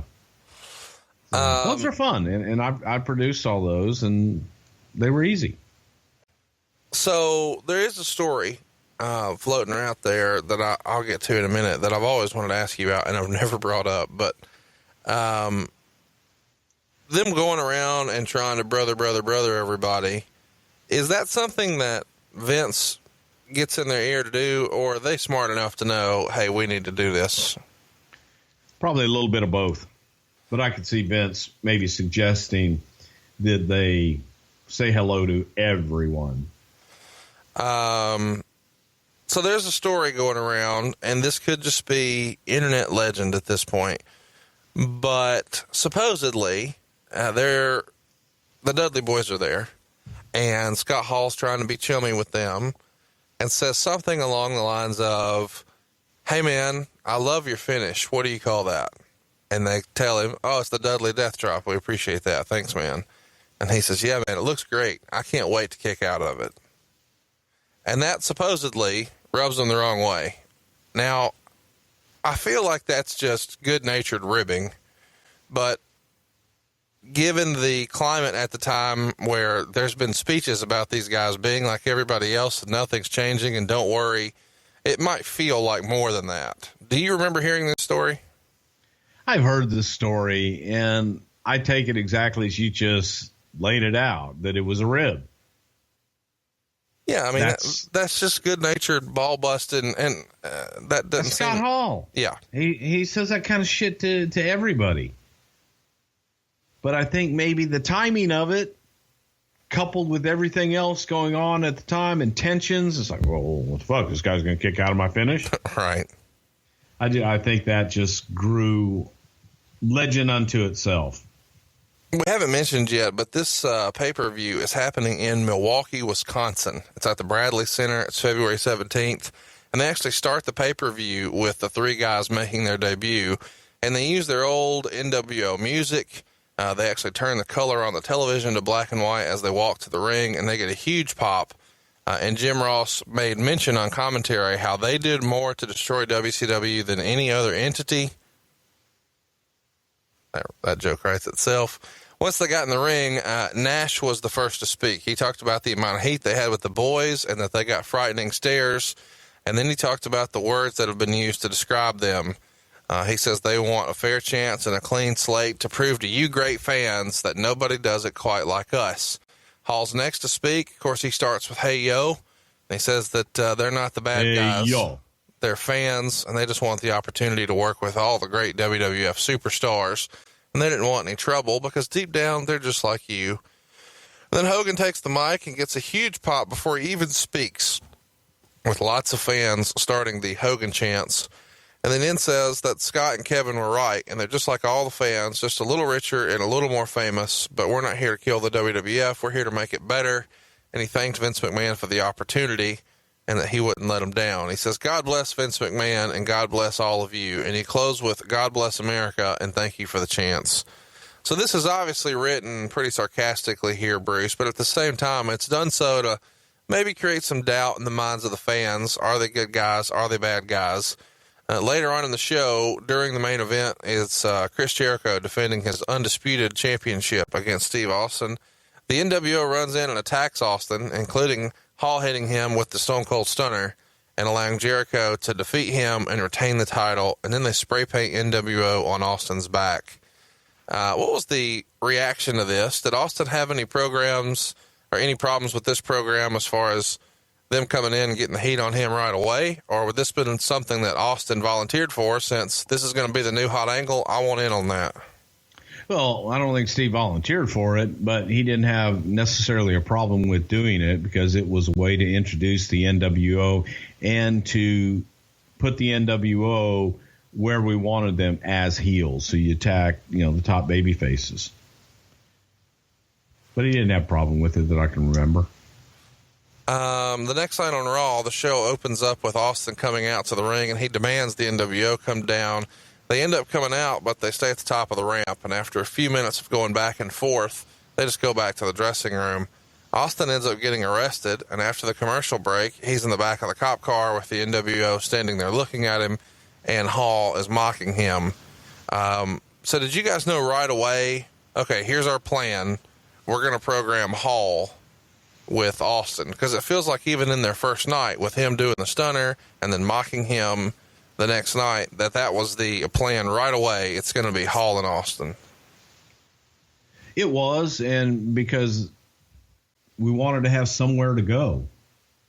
So we figured people would be looking for that Austin Hulk match. Don't give it to them right away. Let's build to that, and let's get people behind it. Let's get them demanding it, really wanting it. So the idea was to go Hall and Austin, and Rock and Hogan. Felt those are the two best matchups for the first time matchups. That seems really crazy to me that you guys wouldn't try to book Hogan Austin. I mean, it never happened, but it seems like it would have been awesome. And, obviously I'm not disappointed with what we got, so calm the fuck down. I'm just saying. Rock and Hulk was just as attractive. You got to do one of them first. If we had done Austin and Hulk, they said, "Goddamn, why didn't you guys do Rock and Hulk?" It was right there. You got to do one of them. So in your head, Austin is not a notch above Rock. They're 1A and 1B. At that time they were pretty damn equal. Okay. Later in the show, the NWO shown outside the building getting ready to leave, but Hogan says they have to attend to some personal business. So to come back and get him in about half an hour. And then later, Hogan comes out to a huge pop, and there's giant chants of Hogan. Meltzer says he said they'd done it all together, fought the Russians, slammed the 700-pound Andre, And then the fans turned on him, drove him out of the WWF, and he said he's been waiting many years, and now he could finally deliver an important message to the fans. Kiss my ass. He said he built pro wrestling, and there was no bigger star past or present than him. So The Rock comes out, does the big stare down where they look one direction and the other. And then half the crowd's chanting Rocky, the other half is chanting Hogan, and The Rock challenges him to a match at WrestleMania 18. Hogan took quite a bit of time to answer, but finally agreed, and they shook hands. Good luck, Hogan said. You're going to need it. And then The Rock replied, not as much as you, brother, and gives him the rock bottom. So The Rock walks up the ramp, and then he's immediately jumped by Hall and Nash. They throw Rock into the ring, and Hogan starts whipping him with his leather belt. Hall gives him the razor's edge, and Nash hits him with the jackknife powerbomb. Hogan goes outside, gets a hammer, and hits Rock in the back of the head with it.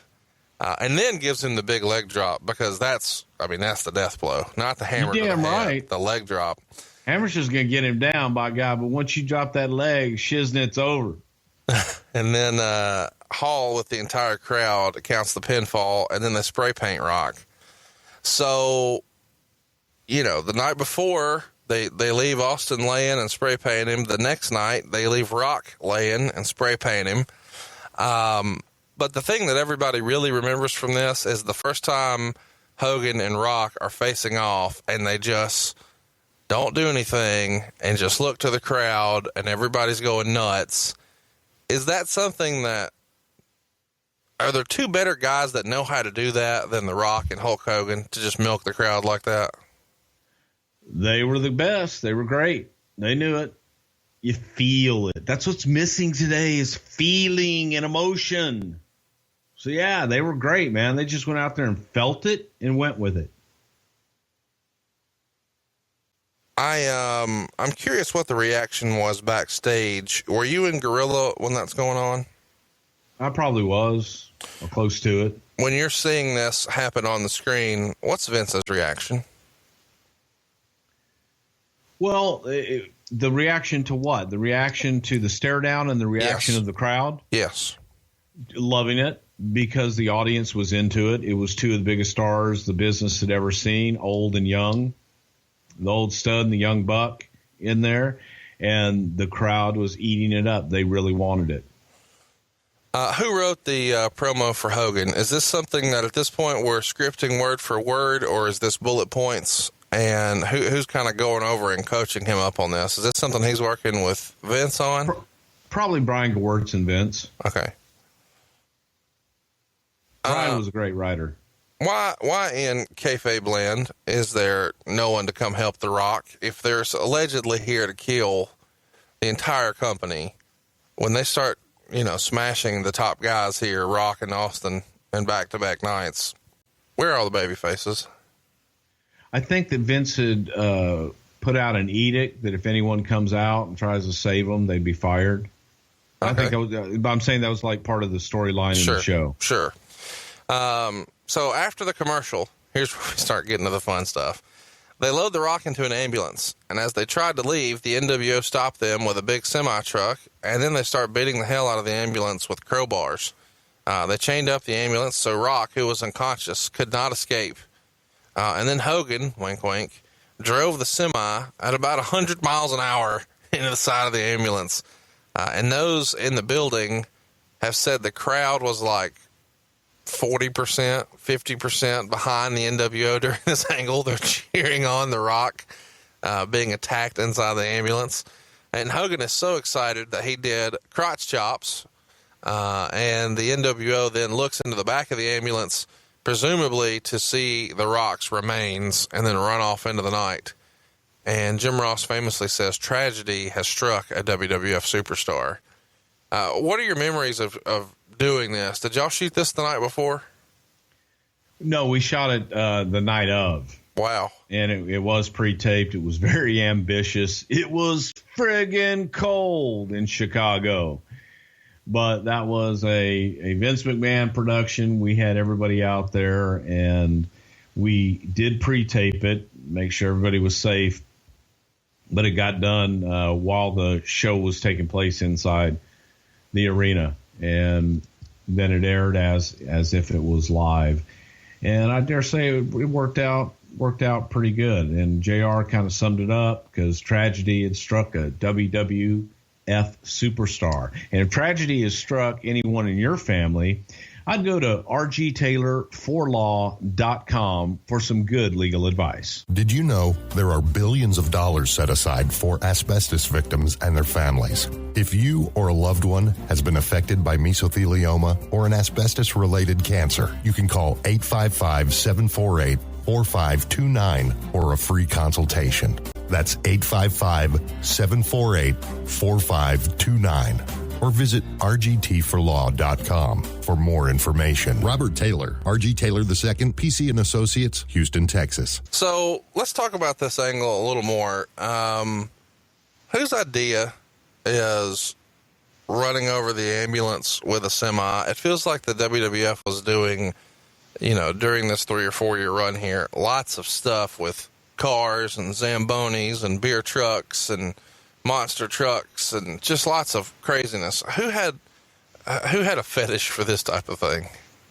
Well, Vince kind of had a fetish for destroying things and blowing shit up, but everybody did. I think everybody likes to see a good explosion, a good limo explosion, a good car crash, or something like that. And the truck, it was just a bigger explosion, a bigger crash with bigger guys.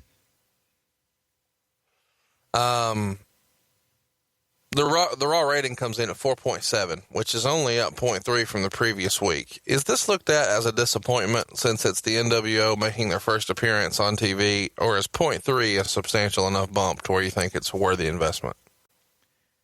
I think that the fact that it went up and not down was considered a success. Anytime, I'm serious, man. Anytime, because never know. We spent an extra $3 million, so at least it went up. At least it didn't go down. Hey, and that's happened. Okay, that's hilarious. That's happened where you sit there and you pour all this money, all this time into something, and you look at the ratings, and well, that was a fart in church. So, yeah, 0.3. I'm happy. Do you remember? Let's name some names. Do you remember who would have been the most vocal about not wanting these guys to come in? There's rumor and innuendo that Bradshaw's on the list. Can you confirm or deny that? No, Bradshaw wasn't. Angle. Not at all. He wasn't. Austin. I'm just going to freestyle names. Angle didn't even know any of the guys. Well, give me a name, motherfucker. Mainly the agents and people that had to work with them backstage. So most of the talent Arn Anderson is out on this idea. Arn doesn't like it. Arn didn't like it. None of the agents did. I didn't like it. Anybody that was an agent there, they pretty much all voted against it. There's rumored innuendo that Austin approaches the office and tries to nix the idea of being programmed with Hall. And he does this saying, everybody knows Hall's not going to last until WrestleMania, so it's pointless to build anything up with him. Was there already a question this soon in after him supposedly having an incident in a bar that, hey man, this is a waste of time, this guy ain't going to make it? And was there any consideration given to trying to pivot to something else for Austin? Yes, there was concern because you would think that guys coming in for a second chance and I'm going to straighten everything up. I'm going to be on the straight and narrow. I'm going to do whatever I need to do. And then they go get messed up. People are going to ask questions. People are going to say, well, is this the effort that he's showing to come back and be a part of the team? So, yeah, there were questions and there were doubts. Vince tried to alleviate that as much as he could. And we were getting Scott into doctors and whatever outpatient treatments that we could to try and help him along. He started taking that Antabuse. Thank you. I was going to say Alkanon, Antabuse, that if you take it and you drink, you get violently ill when you take it. And that was to be a deterrent for Scott, right? So that he wouldn't get fucked up. But yeah, there were some guys, but I don't know that there was a big stand and that people were demanding that we not use these guys. There may have been murmuring in the locker room amongst the boys that said, hey, fuck these guys. But I don't remember anybody ever coming and saying, we got to get rid of them. I do know that there was concern on Steve's part, though, working with Hall. Let me ask this. There's been lots of talk back and forth, depending on what time it was and who was saying it, that this Hogan-Austin thing was at least discussed for WrestleMania 18, but that there were concerns about who would lose to who. So supposedly the match was discussed, but Hogan turned it down because he didn't want to lose to Austin. And then years later, Austin has said that he wanted to have the match, but he was not going to lose to Hogan. Do you recall there being any discussion and then ultimately everybody just deciding this is going to be too big of an ego trip for these two guys to be together? Let's just pivot to Rock, or was Rock always the guy? Well, I can tell you from my vantage point and my discussions were, where are we going to go? Because the match was Austin Hulk or Rock and Hulk. I think everybody agreed that Austin Hulk was the bigger match that we had to get to. Right. So the feeling was, why give it to him first? Let's build to it even more when you've got Rock right here. And they were interchangeable at that point in their career. So the idea from our vantage point was to do Hulk and Rock and then eventually get to Hulk and Austin at some point, whether that be the next WrestleMania or not.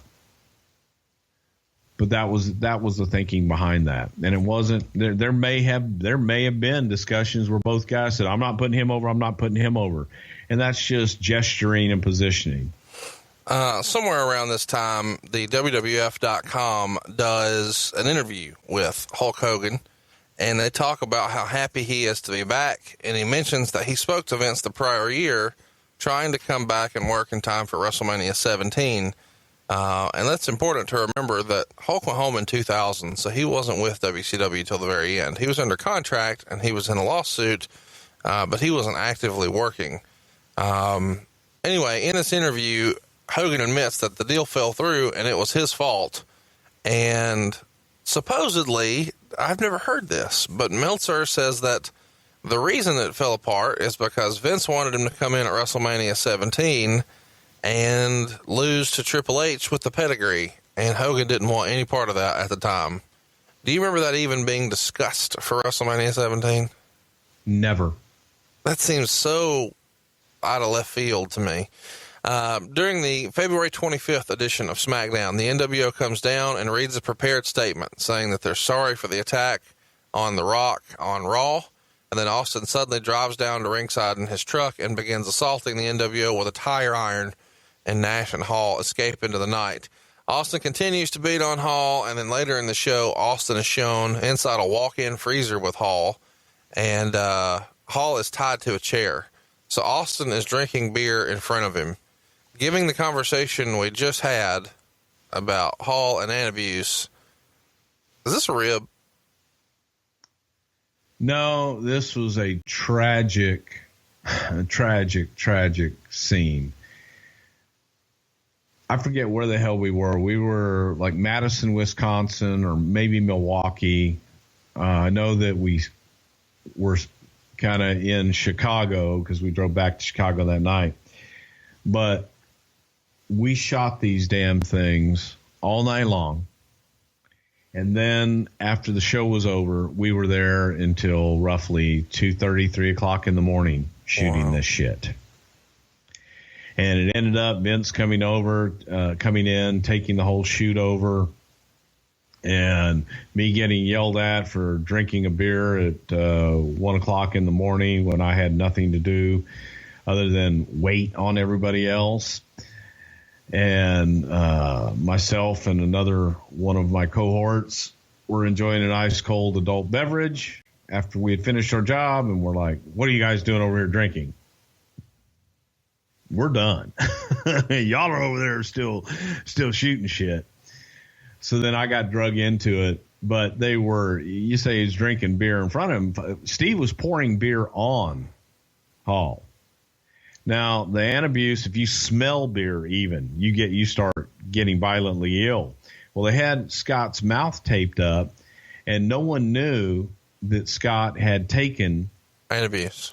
And Scott starts getting sick, and he's disoriented, and people think he's fucked up and all this other stuff. And I forget who it was. It might have been Kevin Nash. I don't know if X-Pac was there at the time or Shane, but somebody came up and said, hey, you know that Hall is on antabuse. And he took it, and the beer, I said, he's getting sick. He's fucked up from the beer being on him. I said, he's not drinking any beer. I said, but the smell gets to him. So I went over and told Vince, and we got the tape off of his mouth. It just was. What a bad deal, man. A horrible deal. Horrible on all levels. But even the backstage skit, the premise of it wasn't great. The execution wasn't great. It's one of those deals where you're snake bit and you'd like to go, God, if I could only get out of this. But you keep going. You just keep going, and we kept digging a deeper hole and a deeper hole, and there just wasn't a lot of chemistry there with Hall and Austin. Well, they continue this angle for the rest of the night, and the reason he's got him taped to a chair and he's in the walk-in freezer is, Austin explains, he's a big piece of cheese, and he's setting a trap because eventually the NWO will come find him, and they'll get their asses beat.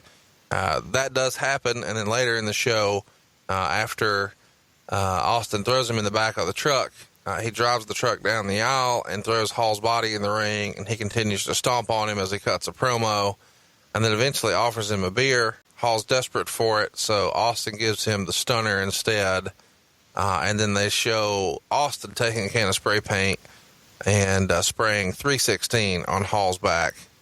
All of this doesn't really do a whole lot to build up Hall as a credible opponent for WrestleMania. It makes Austin look much stronger and smarter than the entire NWO. This just feels like a miss. Is it fair to say that this entire thing with Hall and Austin for WrestleMania is a little bit of a miss? The entire thing was a miss. There was no chemistry there, and it didn't work. It just didn't work. Sometimes you have misses, but the idea was to build Steve up, because how Steve had been used in the past was Steve always did outsmart the heel, and Steve always was on top going into pay-per-views, and that was how the Stone Cold character was built. So they felt that by Steve getting one-upped by the NWO, he had to one-up them, and it just didn't work. On the next Raw on February 25th, Hall officially challenges Austin to a match at WrestleMania. Later in the show, Austin wrestles Mr. Perfect, and of course he wins. But Hall pushes a wheelbarrow to the ring, and there's cement blocks inside this wheelbarrow. So Austin and Hall get into a brief brawl before the rest of the NWO gets involved, and then Hall breaks one of the blocks on Austin's knee. Feels like there's a lot of leaning on props and gimmicks during this time. Yes. I mean, wheelbarrows and cement blocks and a hammer and spray paint and pickup trucks and an ambulance and a semi and chains. Just seems like a lot. On March 2nd in Tampa, Hogan's hometown at this point, he defeats Rikishi with a leg drop, and then he takes a stink face after the match. I'm curious about this. Why is Rikishi working with Hulk here? And what is Hogan taking a stink face or rib? I don't even remember this, so I have no idea, man. This was a house show? Yeah, I think so. Yeah, I was. Those are my days of house shows, and Bruce were on different planets. I'm curious. When did you stop going to house shows? We've never really talked about that before. Probably definitely when I moved to Texas. So I'd say around that 2001 era. So you were rolling to house shows before that. I always like to take in house shows because that's where you really get to see what's working or not, listening to the crowd, the people that paid money to see the events. I used to love to go sit in the crowd, talk to people. On the February 28th edition of SmackDown, Austin limps down to the ring and his left knee is all taped up. The announcers don't really explain why his left knee is taped up. It's worth mentioning that his right knee is the one that was shattered with a cement block on Raw. And it travels, baby. Here's the thing: is if you hurt me over here, it affects me over there. Austin's carrying a chair, and before hit my goddamn left knee, so fuck him if he's gonna do the wrong one. I'm taping up the right one. Sounds legit. Okay. Before he even gets a chance to speak, he being Austin, pronouns pal, the nWo comes out on the ramp. Hogan says a few words about The Rock and then excuses himself. Nash tells Hall to go get him, and about halfway up the ramp, Austin pulls a gun on them. Well, it kind of looked like a shotgun, so kind of like a rifle almost. Is that not a gun? Did I use the wrong word? Well, I think a gun. I think a handgun. Well, that's in your head, pal. I'm just. Well, you know, pal. Well, you know, you take the bullets, and well, you know, and you put.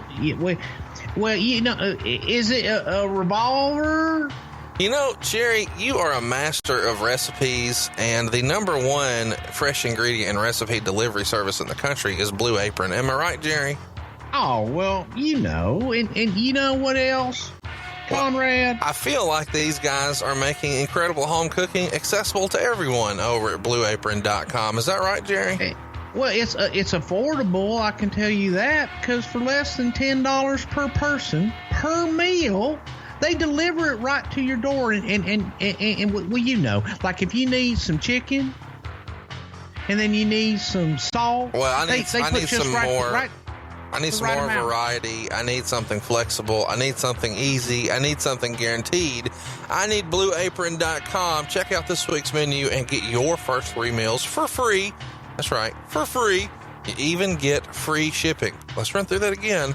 3 free meals. Free shipping. Just go to BlueApron.com/wrestling. You're going to love how good it feels and tastes to create incredible home-cooked meals with Blue Apron. So don't wait. Go to BlueApron.com/wrestling. And by God, I'm telling you right now, you are going to love the way that it tastes, and you're going to love the way that it feels because it's so simple and it tastes great. I love when my Blue Apron package arrives on my front door and I got my meals there ready to go. You got to love it. BlueApron.com/wrestling. Okay, so he pulls a gun. He shoots a net at the nWo. Brother, you talk about just dying 1,000 deaths and looking for any place to hide. Nash is hit with this net and has to sell it like he is unable to escape a net. Was it Nash or Hall was hit? I don't even remember. Fuck. Hall gets the upper hand and beats up Austin, but Nash is shot with a net. This feels like a 1984 ninja movie. What the fuck is going on? Well, it was supposed to feel like a 1964 episode of Gilligan's Island. So you get the references here. You ever have a vision? Wait. I'm curious. Do you know how Jeff Jarrett would sing the Gilligan's Island song? Wow, you just threw me a curveball. Spending my days working hard on the go, but the hands on the clock keep spinning too slow. I can't wait to be alone with Marianne tonight. A net gun? Who fucking booked this shit? Listen, man, again, you know how you have an idea sometimes? You know how sometimes you bag on Vince Russo for having bad ideas, and now y'all are running over ambulances and duct taping people and putting them in freezers and hitting the wrong leg with a cinder block and shooting a net gun. What the fuck? Oh, man, hey, I take full responsibility for a lot of it. But the net gun was it's at the top of the list of bad ideas, and bad idea and even worse execution. Because again, I talk about vision, and the vision was that, you know, you shoot this gun, as huge net just flies out like you see in like in a Spider-Man movie. You know, when he spins the web and he sighs, catches thieves just like flies. Look out, here comes Spider Pig. Okay, but he shoots the web, and it goes and it covers up the bad guys. That's what we envisioned. That's what we saw. That he would shoot this net, it would float up in the air, it would expand and come down over all of them, and they would be stuck. Can't go anywhere. They're flailing and they're trying to get out. Oh my God. And Austin just laughing at him. How would Patterson describe the way this was? The shit and the ping and the little fucking rope come out, and they got to go. Oh my God. It's the shits. It sucked. It fucking sucked, man. Whose idea? I don't remember. It might have been like a combination of Brian and Michael Hayes. I might have had something in there. But when we brought it, I might have had some input in there. Okay, folks. God damn it. Yeah. Hey, look, my fingerprints are on this one too.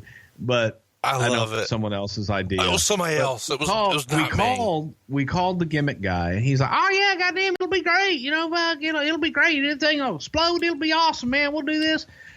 So we rehearsed this fucker. I don't know how many times. Wait. You guys have a go-to net gun guy? Oh yeah, he's the same guy that has on speed dial one-legged stuntmen that can fall off the top of buildings and shit. That's a whole nother story. Yeah, we got a go-to net gun guy. And yeah, I do this. It'll be great. Will it get all of them? Oh yeah, I'll get all of them, man. It shoots this big spread. Dude, the fucking net wasn't big enough to take out one guy. Why don't y'all do this in a walkthrough? We did. It looked good in a walkthrough? Well, we got to look good once. We did it and redid it and redid it and redid it, and finally we got to the point to where, okay, we got it. But coupled with the fact that the guys, the NWO, wasn't on their mark, Steve wasn't in the same place. The people had been fucking with the gun all night long, and that it just was not a good idea to do it live. It sucked. When Austin walks through the curtain, I'd love to hear what that sounds like. God damn, Ellis, what the fuck? God damn, this goddamn thing didn't fucking jam. I mean, it was because if you go back, the gun jammed too. So that's why everybody was out of position, because Steve's trying to shoot the fucking gun. The gun's jammed. It was horrible. Well, it was horrible on every level, and we tried to make it work. And that's one of those things where you just should just hit the eject button, get the hell out of Dodge, say fuck it. On March 5th, Austin is wrestling Booker T. The NWO interferes and attack him. Hall hits Austin in the head with a wrench, and Austin gets color. Hall hits Austin with the stunner. So far, the NWO has hit Rock in the back of the head with a hammer, and Austin has shot them with a net gun, and they've ran over the Rock with a semi while he's in an ambulance, chained in. And now they're hitting Austin in the head with a wrench, and this is after they smashed cinder blocks on his knee. What the fuck is going on? Well, they were all mechanics, and so while they were working. So while they were working on their cars, they had all these extra tools. And all the tools you need to save money can be found at the First Family Mortgage website, 1fmc.com. Vince, I think it's time that we gave a boot to all these other mortgage companies. If you're listening right now and you haven't done your loan with First Family, what should you tell your mortgage company, Vince? You're fired. And First Family Mortgage can even help the common man. You don't need perfect credit with First Family. Isn't that right, Big Dust? Baby, First Family Mortgage, they are even approving credit scores in the 500s. You can even skip your next 2 house payments with First Family Mortgage, and skipping a couple of payments, that'll put some extra cash in your pocket. Isn't that right, Roddy? Oh, yeah, and everybody needs a few extra dollars in your kilt, if you know what I mean. And this doesn't take a long time to figure out how to save money either. Am I right, Mach? Oh, yeah, about as much time as a cup of coffee. Oh, yeah, dig it. So what are you waiting for? Cruise on over to onefmc.com right now and let First Family Mortgage find out how much money you can save for free. Whether you're looking for a better rate, maybe you need to skip a couple of house payments, knock out some credit card debt, whatever you're looking for, First Family Mortgage can make your life a little easier. We routinely help families save more than $100,000 worth of unnecessary interest, and sometimes on their monthly payments, they could save $600, $700, even $800 a month. What do they need to do, Jerry? You know, you just go to onefmc.com. You know, NMLS number 65084, equal housing lender. As you probably figured out by now, First Family Mortgage is owned and operated by a wrestling fan, and the only thing I enjoy more than talking a little wrestling is helping people save money. Why not do business with a wrestling fan? And I'm talking to you if you live in Alabama, Colorado, D.C., Florida, Illinois, Indiana, Kansas, Kentucky, Louisiana, Michigan, Maryland, Mississippi, New Mexico, North Carolina, Ohio, Oklahoma, Pennsylvania, South Carolina, Tennessee, Texas, Virginia, and even West Virginia. We'd be proud to save you some money here at First Family Mortgage at onefmc.com, or give us a call toll free at 888-425-0105. So later in the show, the nWo plays rock, paper, scissors to determine who's going to wrestle. Yep, sure did. You know, that's how everybody does it. I mean, you remember? Let me ask you a question. Remember how we decided who was gonna ask questions on this show? And we did the rock, paper, scissors. I'm undefeated at rock, paper, scissors. And how do you get to ask questions? Because are you going to do all this fucking research? Good point. Carry on, sir. You guys are making them look silly as shit here. Am I wrong? I mean, this was their idea. Just because it's their idea doesn't mean it's what's best for business. Who approves this shit? Is this great? Let them play rock, paper, scissors, pal. God damn, that's good shit. Hogan's and then Hogan, he puts out a rock and then just says, "No, paper."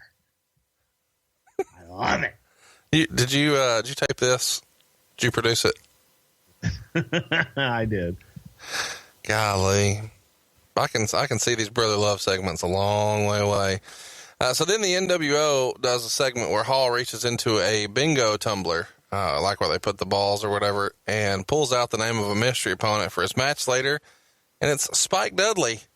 Hall gets the win with the Razor's Edge or Outsider's Edge, whatever you prefer. Main event anywhere in the country.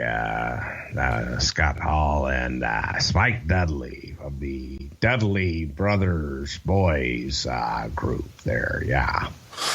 SmackDown, March 7th, 2002. Rock is wrestling Scott Hall here, and Rock hits the rock bottom. Nash hits the ring, and Rock tries to beat him up.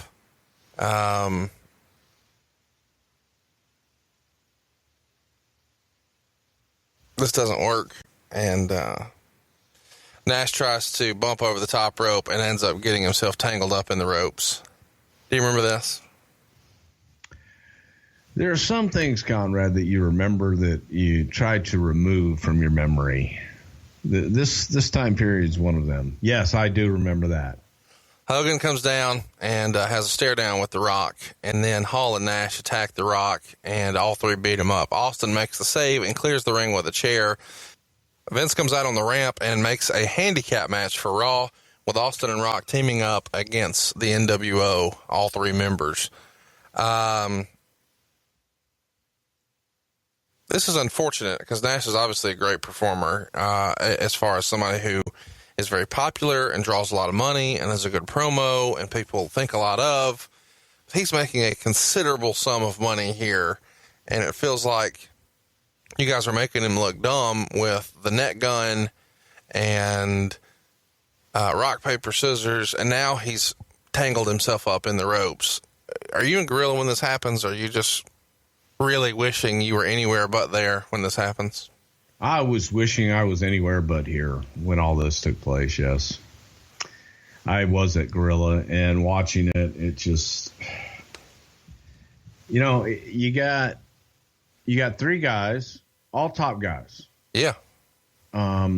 Working with other top guys.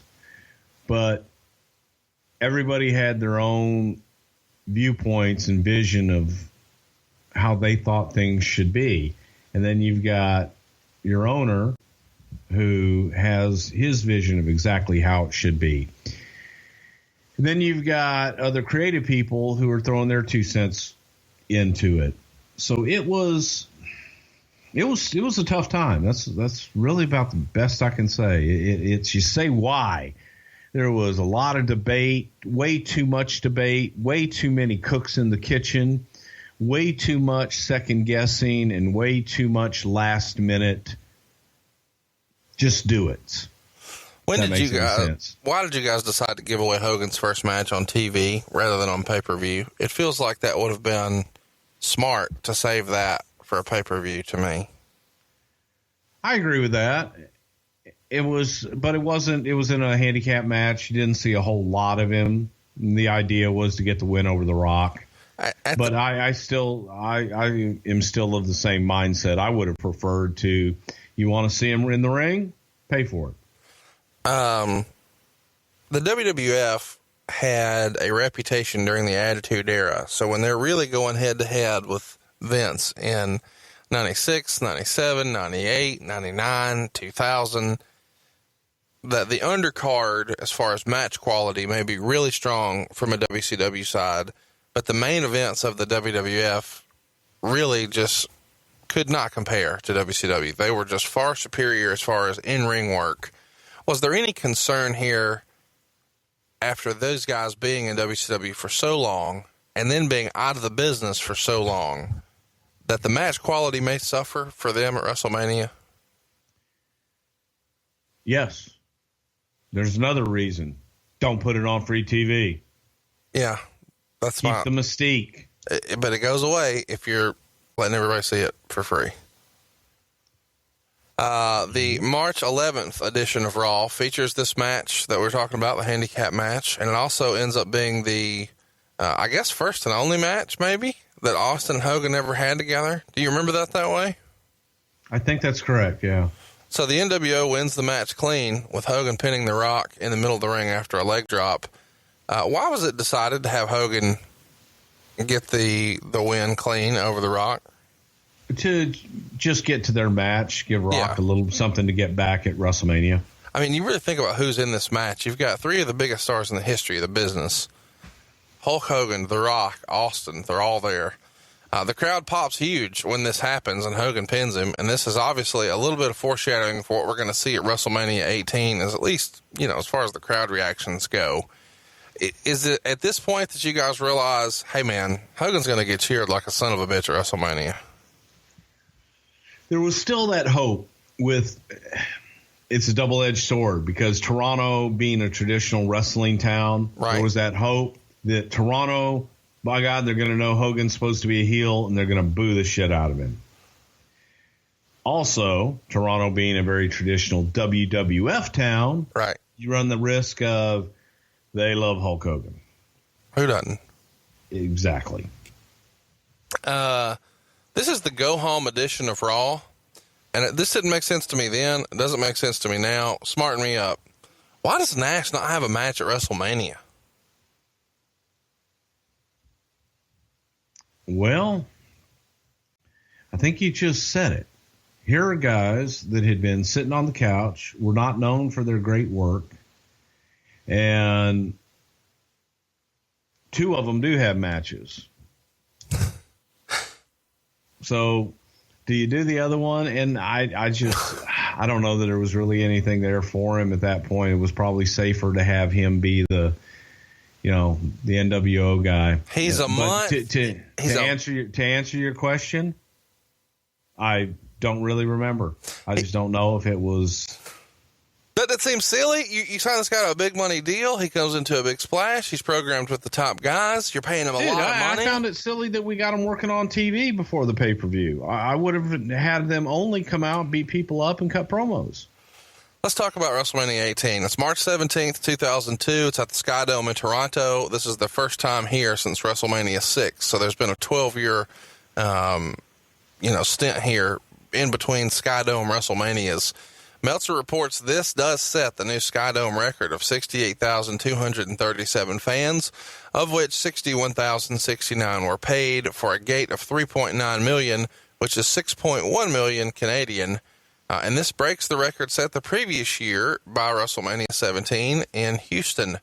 Do you remember this being a huge success and at the time thinking this is the biggest WrestleMania we've ever had? Or was the bar set so high with 17 that you were just trying to get close? Well, it was great. It was absolutely wonderful. And it was the best one that I'd ever been a part of. Obviously, WrestleMania 3, that one set the bar, only to be topped by Dallas. But at the time, yeah, this was huge. It was absolutely huge. Okay, so let's touch on Stone Cold's match. I found it interesting here that Austin wins, obviously, after two stunners on Scott Hall. And it's a decent enough match, I guess. Somewhere in the match, Scott Hall hits the stunner on Austin again, which does get a big pop. Was there any sort of, I know in the business, there's normally, I don't know, I shouldn't say normally. Sometimes there's an issue when guys use other guys' finishers, but in a match where they're working against each other, it's kind of forgiven, right? Yeah, somewhat. And they'll use that to get to another spot. Correct. To get to the big finish. So I guess my question is, do you remember the way Scott Hall was taking these stunners? Because it's kind of comical the way he would take a stunner and sell a stunner. I do remember. I didn't think they were that comical. No different than how Rock took them. Yeah. The Rock had fun with it. Both of these guys have said that they didn't think the match was great and they just didn't have the in-ring chemistry together. Hall has been open about having some personal problems here during this time. And I'm curious because it feels as if, as you have said before to me, guys can get the boo-boo face, and it feels like Austin had the boo-boo face here about working with Scott Hall. Did he feel a little passed over that here he is the biggest star in the business, and he's not programmed with Kevin Nash, who was the bigger star than Scott Hall. He's not programmed with Hulk Hogan or The Rock, and he's not in the main event picture. That's Jericho and Triple H. He's here with Scott Hall, who everybody knows is having problems and is on his way out, and it's not a great match. It feels like a big decline from WrestleMania 17 to WrestleMania 18 from an Austin perspective. Well, there's also a lot of things that people didn't know, and Steve had health issues. Steve wasn't in a good place. Steve wasn't in a good place mentally. Steve wasn't in a good place physically as well.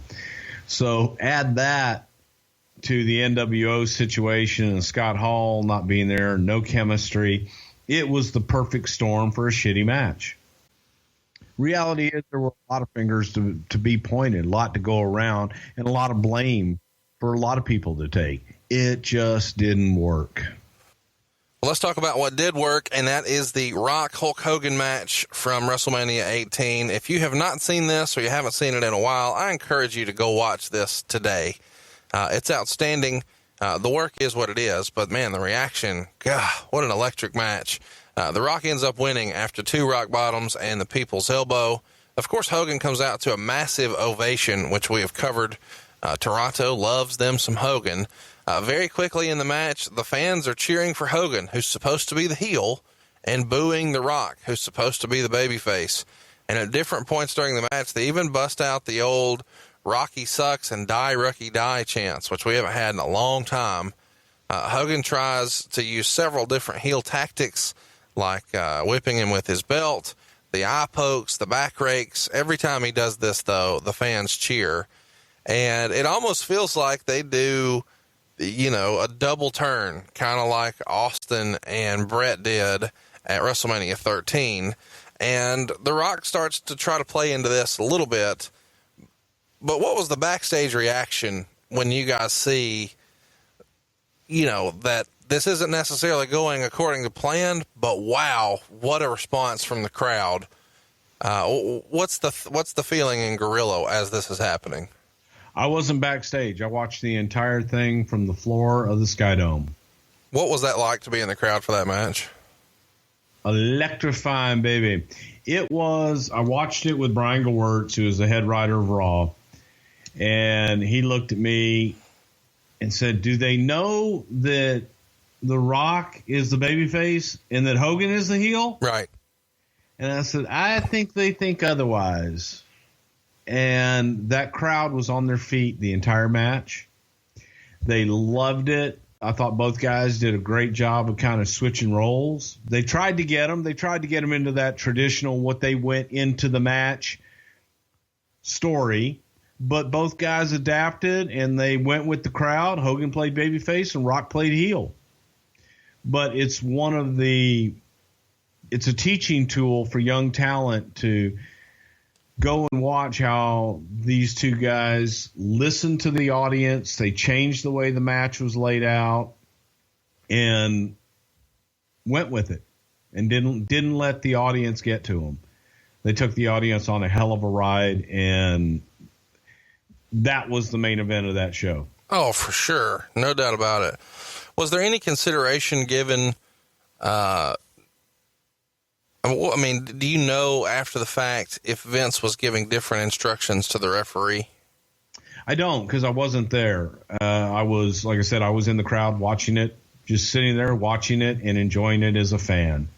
After the match, Hogan is kind of holding his ribs and does the handshake deal with The Rock. And Hulk had said after that he actually broke a rib during his match with Rikishi, but kept it a secret because he didn't want to mess up the WrestleMania match here.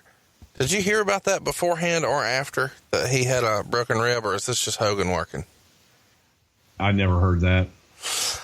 So they end up attacking Hogan, they being the nWo, and The Rock comes back in, and now Rock and Hogan fight him off. They do the big blow off at the top of the ramp, where, Hogan and Rock are now friends, and Rock's putting him over. Huge ovation for Hogan here.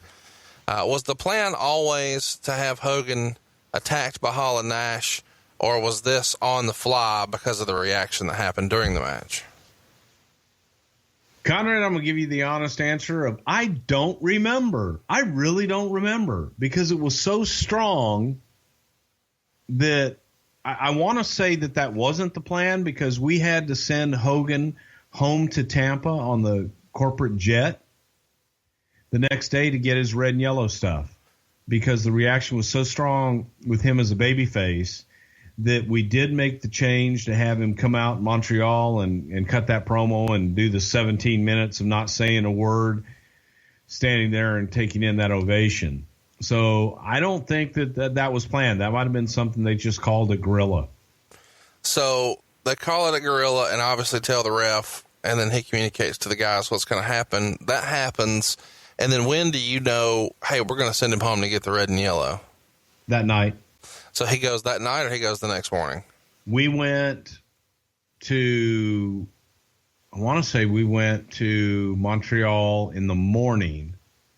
And he then took the plane from Montreal to Tampa and then Tampa back. How crazy is that? Yeah. But just we spent the night in Toronto. It's not like, there's just a Hulk Hogan accessory store right around the corner. You can go get size 18 yellow boots. Yeah. And it wasn't, and I don't think that Linda was home, and he had to go home and get it all. It's amazing.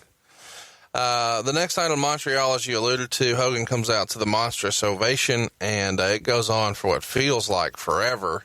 And you could tell 17 minutes, I believe. You could tell by Hogan's face, he's truly overwhelmed, and he talks for a few minutes before The Rock comes out to a chorus of boos, and then eventually The Rock does what he does. He turns him, and the crowd starts chanting for Rocky. And then Rock tells Hogan that he'd be honored to give him a rematch anytime, but he was still wearing nWo colors. So Hogan tears the shirt off, and Hall and Nash come out. Nash said that Hogan was the real poison that was killing the NWO, and then The Rock challenged them to a tag match later in the show. So the main event has Hogan and Rock taking on Hall and Nash, and Hogan ends up hitting the leg drop on Hall, but Nash pulls him out of the ring, and they just left, getting counted out. It's been said that because of the reaction that Hogan got this weekend between WrestleMania and the next night on Raw, Vince decides to run with him and make him the undisputed champion, which ended up happening at the next pay-per-view. Was that always the plan, or was this an audible based on WrestleMania? No, that's not true. The audible to put him in the match took place after the fact, after WrestleMania. But to put the title on him, that didn't come until a little bit later. So the next SmackDown is March 21st, and Rock beats Nash by DQ. Hall comes to ringside and interferes often, and this brings a big Hogan chant. The Rock ends up hitting the people's elbow, and Scott Hall interferes, causing the DQ. So Hogan comes out and hits the leg drop on Hall, and now X-Pac, wearing an NWO shirt, hits the ring and hits Hogan with a chair. Hogan gets color from the chair shot, and then they spray paint NWO on Hogan. Obviously, Sean Waltman has been friends with Hall and Nash for years, dating back to their first run in the mid-90s in the WWF as part of the clique, so to speak. He was also an NWO member in WCW, but why was he put in the group here? Did you feel like you needed a trio for it to be a gang, or what's the mentality behind adding another member? Well, you needed a worker, first of all. Well, there you go. You need somebody to go out there and take bumps and have matches. So he had familiarity with the group. He was a former member, so it kind of made sense. So here's where things start to get a little weird for me. The next Raw is where we do the first ever draft, and we're going to talk about that on another show. I'm really excited to do that one. But it's March 25th, and McMahon drafts Hogan to Raw, and Ric Flair drafts all three members of the NWO to SmackDown.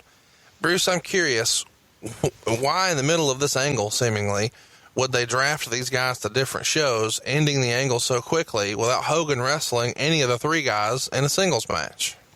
There was really no upside with Hogan versus the NWO, and I think Vince wanted to quickly get Hulk back into that super babyface status as a single and kind of get him away from the NWO. The feeling was that if he continued having an issue and a program with the NWO, that's all the people were going to see and want. So let's get him out of that and move him on to that legendary status. Later in the show, Hall, Nash, and X-Pac beat Hogan and The Rock by DQ after Kane interferes and chokeslams X-Pac. On the SmackDown show a few days later, Hogan, Rock, and Kane defeat the NWO after Kane pins X-Pac. This seemingly puts an end to the Hogan, Rock, NWO angle for good. Why are Hogan and Rock even on this show if they just got drafted by SmackDown? That doesn't make any sense to me. Didn't make any sense to anybody. I know what we'll do. Have Hogan and Rock team. But there's a draft. They're on different brands. Fuck it. Sometimes that's just what you got. Oh, my gosh. On the April 1st Raw, the NWO is walking around backstage. Do you really believe that there's logic and shit that is applied to this illogical stuff? No. Okay. When the NWO is walking around backstage, they get near the APA's office, and Bradshaw attacks them, and Nash hits him with a boot to the face. On the April 4th edition of SmackDown, they start the Hogan Triple H angle for the Undisputed title by having Hogan interrupt a Triple H promo. Is this something Triple H would have lobbied for? Did he push to work with Hogan? He grew up in the Northeast, so he was probably a Hogan fan as a youngster. Yes. Triple H definitely wanted to work with Hulk. Triple H volunteered, and I want to say that it was even Triple H's idea to put Hogan in that picture because of the reaction he got. Oh, my God, to work with that babyface Hulk Hogan, as hot as he was at that point, yeah, that was good shit. On the April 8th Raw, X-Pac defeats Kane, and they wind up brawling backstage, and Hall and Nash attack them. They go to commercial, and when they return, Flair was having a meeting with the nWo. He told him he wasn't going to put up with their antics, and Nash grabs him by the collar, so Flair suspends him indefinitely without pay. It's been said that Nash actually tore his bicep during the confrontation with Bradshaw, and that's why this was done, to write him off TV. Is that the way you remember this going down? Something like that, yes. It was, well, some kind of injury that he couldn't work. I'm sensing a little bit of bullshit meter on your side right now. What do you mean bullshit meter? That he was actually hurt, or? I don't know, but you just had a very different disposition as you said that.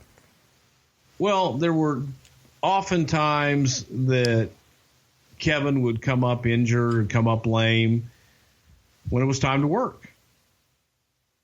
Maybe, I don't know. I'm not a doctor.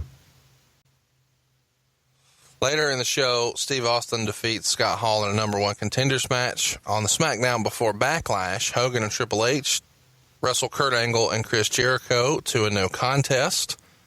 During the match, Hogan accidentally hits Triple H with a chair, knocking him out. Later on, Triple H wakes up and hits Hogan with a chair and stood over him as the show went off the air. Okay, so now we're at Backlash. It's April 21st. We're in Kansas City, and Hogan beats Triple H for the undisputed title. The Undertaker's involved, but in the end, Hogan gets the leg drop on Triple H and gets the pin. And this is the first time Hogan is the WWF. Did Vince ever come close to changing his mind on this, considering that Hogan was 48 at the time? And in hindsight, do you think it was a bad decision to put the belt on him, or was it great for the nostalgia purposes? I thought it was a great decision for nostalgia purposes. Hulk was probably the hottest talent in the company at that time. The audience was so happy to see him back. They were getting behind. They were buying every damn thing that he did. So it was a good nostalgia deal. It wasn't for the long haul. It was a feel-good moment to relive the days of Hulkamania once again. The next night on Raw, Austin and Big Show wrestle Hall and X-Pac, and Big Show ends up turning on Austin and joining the nWo, seemingly to replace Nash. Is that basically why he was put in the nWo at this point? You needed a big guy, and if Nash can't go, Big Show's here? Yeah, they were putting Band-Aids on a bad idea. Instead of just saying, okay, we tried, this isn't going to work. Hogan's a babyface. Kevin is hurt. Scott is Scott. We tried. Just abandon ship and move on.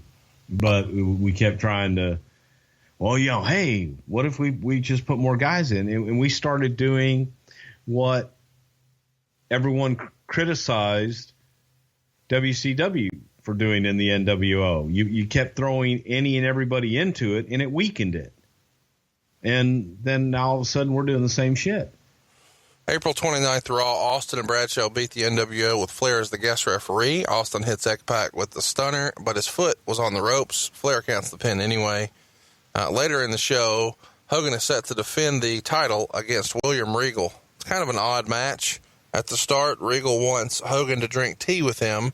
Hogan took a sip, but then spits it into his face. The Undertaker comes down, and he's the number one contender, and he attacks Hogan, with Hogan left laying in a pool of blood. Why are they drinking tea on Raw? Who thinks this is a good idea to have Hogan go out there and drink tea with Regal? They were thirsty. Fuck if I know. I don't. You're fucking writing. Regal was, the British guy. British people drink tea. Everybody knows that. God. Was what it was. Wow. Let's move ahead a few weeks. Sometimes you have some stinkers every once in a while. Seems like this whole fucking thing's a stinker. One bright spot in the whole thing, and that's WrestleMania 18 with Hogan and Rock. Everything else kind of sucks so far. Do you disagree? I think Hogan being champion, I think that worked. Let's move ahead a few weeks. It's May 13th. On Raw, the general manager, Ric Flair, is randomly assigning now Booker T to join the nWo. why was Booker T put into the NWO? Just want, hey, you're in WCW? Probably. That was probably the rationale. It's worth mentioning that this is the show where Scott Hall was fired, and I want you to go tell us your kind of side of things. But first, here it is from The Observer.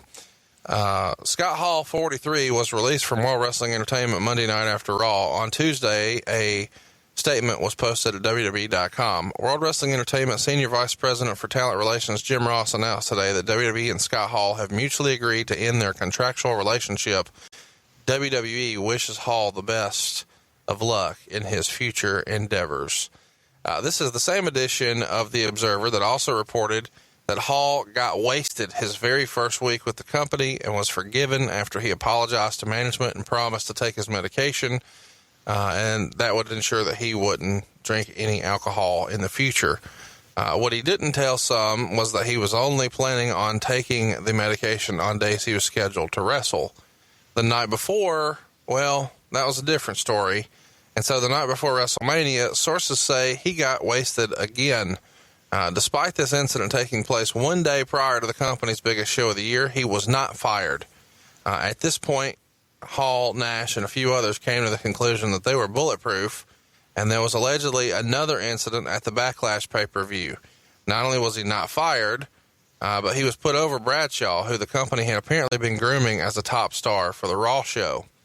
The second to last straw apparently took place over the weekend when the crew was in the UK, and he partied long into the flight.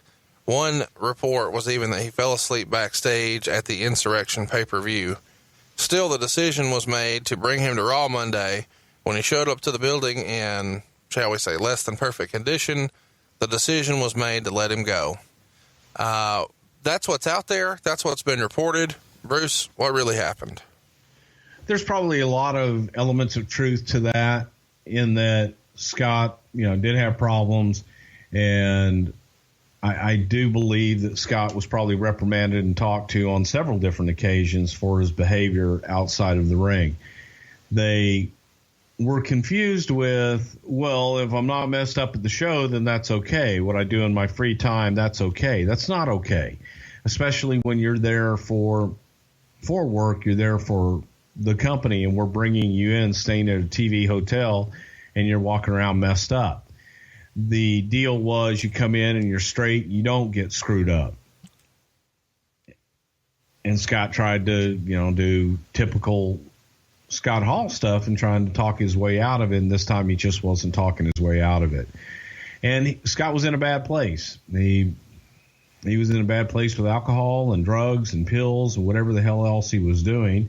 Thank God he's got his life on track now, and Absolutely. He's doing better, thanks to Diamond Dallas Page and DDP Yoga. Well, and, Hall's put in the work, and he has. He's had a lot of ups and downs, and this feels kind of seedy for us to talk about it, but this was 15 years ago.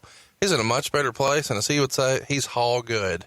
It has a happy ending to the story, but let's talk about the story a little more. When this firing comes down, or the decision is going to be, hey, we're going to let him go, is there a conversation, do you think, just as a courtesy heads up? Hey, Kevin. Hey, Paul. As a heads up, here's the situation. Here's what we're going to do. Just want you to be aware. Yes, and they all knew. Yeah. They knew. The writing was on the wall. Scott was in a downward spiral. And Kevin and Hunter both tried, and X-Pac, they all tried to keep Scott on the straight and narrow. They really did. So, my hat's off to them too, but there's only so much you can do. And I felt sorry sometimes for Kevin, because Kevin had this self-imposed responsibility to take care of Scott. Right. He was his best friend. He always felt that he needed to be the babysitter and watch over him. And that could be a detriment sometimes to Kevin, but kudos to Nash for being that good of a friend to always look out for his buddy. They tried. They really did. And Scott just wasn't going to let it happen. It's been reported that on the May 20th Raw, prior to the show going live, Nash and Waltman pull what's been described as a power play backstage, threatening to quit if something wasn't rewritten.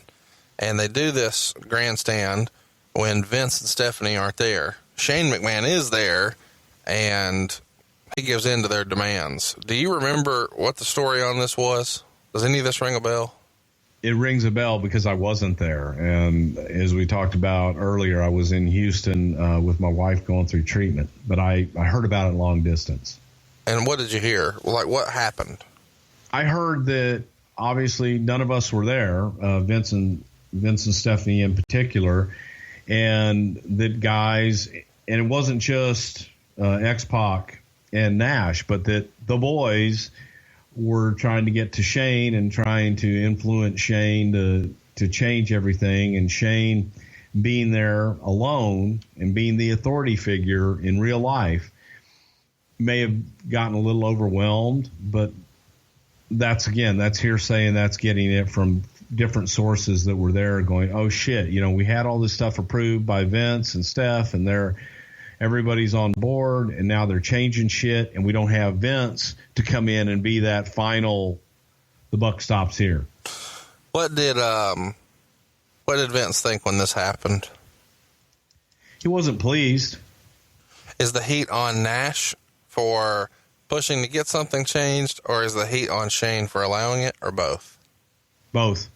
But I would have to think it's always going to be on the kids. It's always, if I was there, the heat would have been on me. So it's always going to be on the kid. Damn it, Shane, you should have done this. You should have done that. You do the best you can in the situations in which you are in. On the June 3rd Raw, Nash said he has a big announcement to make, and later in the show, he comes down and said he's going to announce a new member of the nWo, Shawn Michaels. Whose idea was it to bring Shawn in, and what was the long-term plan with this storyline? The idea to bring Shawn back was obviously Shawn was feeling a little better, feeling a little froggy, thinking about coming back, and it was another way to introduce a new old character back into the fold. The last time that Hall and Nash were in WWF, they were together. They were feuding against each other, but everybody knew the clique and the friendship between Kevin Nash and Shawn Michaels. So it was a way to kind of reintroduce him, but we weren't really sure at this point. There was really no talk of Shawn even coming back full time. This was just let's test the waters, see what's out there. Maybe Shawn will get the bug. A few days before this, Shawn was on the WWF Confidential show, and this is a shoot type show they did for a little while on the weekends, kind of a short-lived program, but it was fun. And during this program where Shawn is on it, he publicly admits for the first time that he knew about the Montreal Screwjob. Prior to this, he had just denied it. So that happens, and then he's on Raw, so Shawn's back in a big way. On the June 10th Raw, Shawn comes out for his big promo and a loud HBK chant. Shawn starts off very humble and reserved. He says it's the fans who decide which direction they go as an organization. And he said it was you fans that dumped me and ran to Steve Austin like a cheap nickel and dime prostitute runs to a millionaire.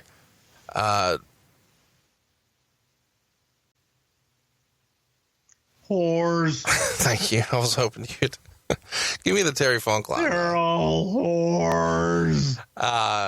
Shawn said that the one man who stood behind him at every step, who stayed his friend through thick and thin, was Kevin Nash. The nWo comes out.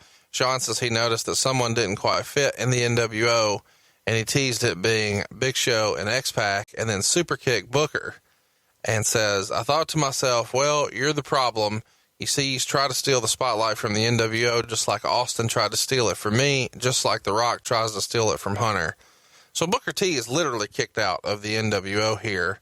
Is the decision here, let's just try to pare this back down to the clique and get rid of this WCW guy? Somewhat, yes. Is there any sort of heat for what Shawn's saying here about The Rock tries to steal it from Hunter? No, that was all written for him. Okay. Real quick before we move on, Booker gets paired up with Goldust, and I don't know when we're going to talk about this again. Oh, we will. This is some hilarious stuff. Whose idea was it to pair them together? We'll talk about all the skits and segments and all that another time, but who puts them together? Brian Gewirtz, and Brian Gewirtz produced all those damn vignettes with them, the Star Wars shit. I mean, that was some of the greatest stuff ever. King of the Ring, the NWO's backstage with Triple H, and he's about to face The Undertaker for the undisputed title. So he hugs a lot of the guys, says what's up to them, and they start to tease that maybe Triple H will join the group. Was there ever any consideration to kind of put the whole clique together here and have them all be a part of the NWO, or did the talks never get that serious about Triple H joining? It only got to the talking stage. So there wasn't anything more to it. Oh, hey, we could do this, we could do that. It was kind of, what if? Things continue to go south. Nash returns to the ring on July 8th, and this time it's in a 10-man tag team match. You know where this is going. It's Kevin Nash, Eddie Guerrero, X-Pac, Chris Benoit, and Big Show against Rob Van Dam, Bubba Ray Dudley, Spike Dudley, Booker T, and Goldust. During the match, Nash is tagged in. You know how this ends. He's running across the ring. He suddenly collapses, starts clutching his knee and screaming in pain. Hebner holds up the infamous crossed-armed X and lets everybody in the back know something bad has just happened. And this is the exact same injury you may remember that Triple H took about a year earlier, maybe, and it kept him out of the ring for 8 months. He tears his quad. What was the reaction to this? Obviously, you know, this was like the worst string of bad luck ever. Nash was hurt, and you kind of insinuated maybe it wasn't legitimate in the backstage segment with Bradshaw. He didn't have a match at WrestleMania, and so now he's injured with Bradshaw, and now he's torn his quad, which is a pretty damn major injury, and it happens in his first match back ever for the WWE and Kevin Nash at this point. It just goes back to the NWO storyline coming in with Snake Bit, and just the hits kept coming. And this was another one. It just wasn't meant to be. So Kevin getting hurt and tearing his quad was the nail in the coffin for the NWO experiment in the WWE. Yeah, it really did spell the end immediately. The next week, July 15th, the NWO music plays, but Vince comes out and he says the reason he came out to that music was so the fans could hear it one final time, because there is no more NWO. The NWO is now history. And he said it was just an era that is over, like many other eras in WWE history. Does it feel, I mean, to me, it feels like after Hogan breaks away from the group, it's kind of over. That's like strike one. It really was. And then when Scott Hall is fired, that's strike two. And now with Nash going down, I mean, what do we got left? You got nothing. Yeah. You got nothing. You have the NWO Wolfpack. Is there any sort of heat on Kevin Nash during this time? Because he's not working at WrestleMania, which I find curious. He has this injury that you kind of hint is maybe less than legitimate against Bradshaw. And then he has a very real injury with tearing the quad on Raw.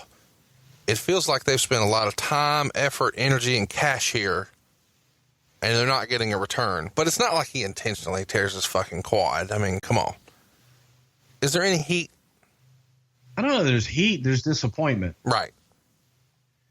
Because we had high hopes. We really wanted this thing to work, and we're hoping that we would be able to get some benefit out of the damn thing. And it never came to fruition. Let's kind of briefly touch on what everybody does. We'll talk about it in greater detail later. Big Show and X-Pac break off, start doing their own things. Michaels starts a feud with Triple H, which leads to his full-time return at SummerSlam. He ends up becoming a world champ and does a lot. I mean, people thought Triple H and Shawn Michaels were going to have a one-off at the time at SummerSlam, and it really became some of the best work of Shawn Michaels' career in the second act. Nash returned to the WWF on April 7th of 2003. He was attacked by Triple H. They started a feud for Triple H's world title. He loses a hair versus hair match to Jericho later that year and then leaves in January of 2004 when the company doesn't renew his contract. I'm sure we'll have lots of stuff about what Hogan does, but he goes on to lose the undisputed title to The Undertaker at Judgment Day 2002 in Nashville about a month after he won it from Triple H. He has a feud with Kurt Angle, who we just covered in great detail last week, losing to him at the King of Ring in 2002 by tap out. You can go hear all about that in last week's episode. And we also want to touch on the fact that Hogan would actually tag team with Edge and win the WWE tag team titles, which I can't wait to cover someday. They defeated Billy and Chuck on the 4th of July SmackDown, which is awesome. And then they lost those to Christian and Lance Storm. Not a bunch of names you'd normally see associated with Hogan. A fun time in his career there, at least for me. Of course, we all remember the Mr. America thing. That comes out of the WrestleMania 19 street fight match he had with Mr. McMahon. And his last appearance at this time was the June 26th episode of SmackDown, where he teamed with Kurt Angle and Brock Lesnar, and they lose to Big Show, Charlie Haas, and Shelton Benjamin. And there's been lots of rumor and innuendo, and I want to touch on it, and then we'll move on and kind of put a bow on this week's episode. But there's been a lot of talk on Hogan leaving here in 2003 because he's unhappy with payoffs, specifically his WrestleMania payoff. There's been lots of rumor and innuendo out there that he thought it should be a lot more. He and Vince came to an impasse, and Vince terminates the contract. What really happened? This is something we'll get into later, and the story really is too long to get into here. But I was inadvertently kind of thrust right into the middle of it, and it stemmed over money. Yeah, it stemmed over money. So there you go. That's kind of what we will get into it. That's a long that's going to be in that Hogan episode. That's a long explanation and a long, convoluted, crazy story that we don't nearly have enough time here for today. Well, I'm looking forward to that one. I think that run of Hogan's career is often overlooked, but it's an important part of the history of Hulk Hogan in the World Wrestling Federation, or WWE, whatever you prefer to call it. Let's kind of wrap up the nWo here, Bruce. Even though their run was very brief in the WWE, and they had one monstrous match with Hogan and Rock at WrestleMania, would you consider overall this to be a success? No, I would take it. I think it was a failure. The nWo experiment in WWF was a failure. Was it a bad idea from the start? I think the idea was good. The execution was not. There are a lot of things, hindsight being 20/20, that maybe we should have done a little bit differently. Well, if maybe you should have done things a little bit differently, it would be a good time to check out our friends over at RGT4law.com. Have you or someone you know been diagnosed with mesothelioma? You probably have many questions, such as, what should I do? Where can I get more information? RGT4law.com can answer those questions and help you get the money you deserve. Call 855-RGT4law or visit RGT4law.com and fill out the simple form for a free consultation. Robert Taylor, RG Taylor II, PC and Associates, Houston, Texas. So, Bruce, let's talk about next week. This kind of puts a bow on our nWo episode. We appreciate everybody spreading the good word about our show. We hope you're digging what we're doing, and we're going to do something different next week. Normally, we give you poll options and let you kind of shape the show. We're calling an audible. We told you last week to go ahead and set your DVRs and check out the ESPN 30 for 30 documentary that they put together called This Is the XFL. It debuted on February 2nd. I'm sure it's going to re-air a whole lot. You need to watch it before you listen to our show next week, because we're going to give you the companion piece for This Is the XFL. And there's a lot of folks, Bruce, who may not be traditional American football fans who may say, I don't know that I want to hear this. Tell them why they need to tune into this next week.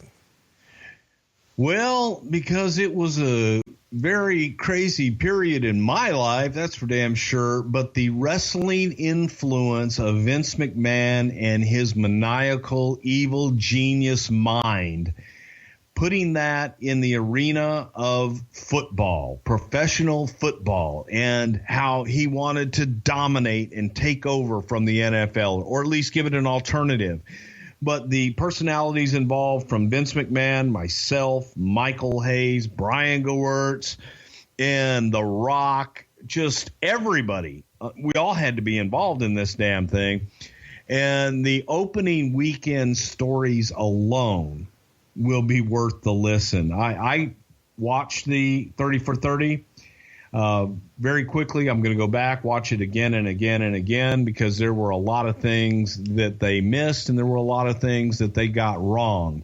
But when you watch football now, like the X-Cam that hovers over the arena. We'll talk about that next week. Let me say this. We have gotten countless requests for, do a Vince McMahon show, do a Vince McMahon show, do a Vince McMahon show. Every show we have has Vince McMahon. This whole show is basically, up and down the road with Vince McMahon as a podcast, because that's what Bruce did. But you're not going to get more insight into the way Vince McMahon thinks and handles business and his vision than you will next week on this episode. Is that fair to say? That's more than fair to say, yeah. And you will probably get more VKM expressions next week as we go through this, because he was full of them. I just want to make sure that everybody doesn't misunderstand. I feel like sometimes we've put stuff on the poll and then people would vote another way and then say on Twitter, well, why did they even put that on there? And when we explain, then they're like, oh shit, I wish I would have voted for that. The title to next week's show may be about the XFL, but what you need to understand when you see the letters XFL is it's all about VKM. This is a Vince McMahon show next week.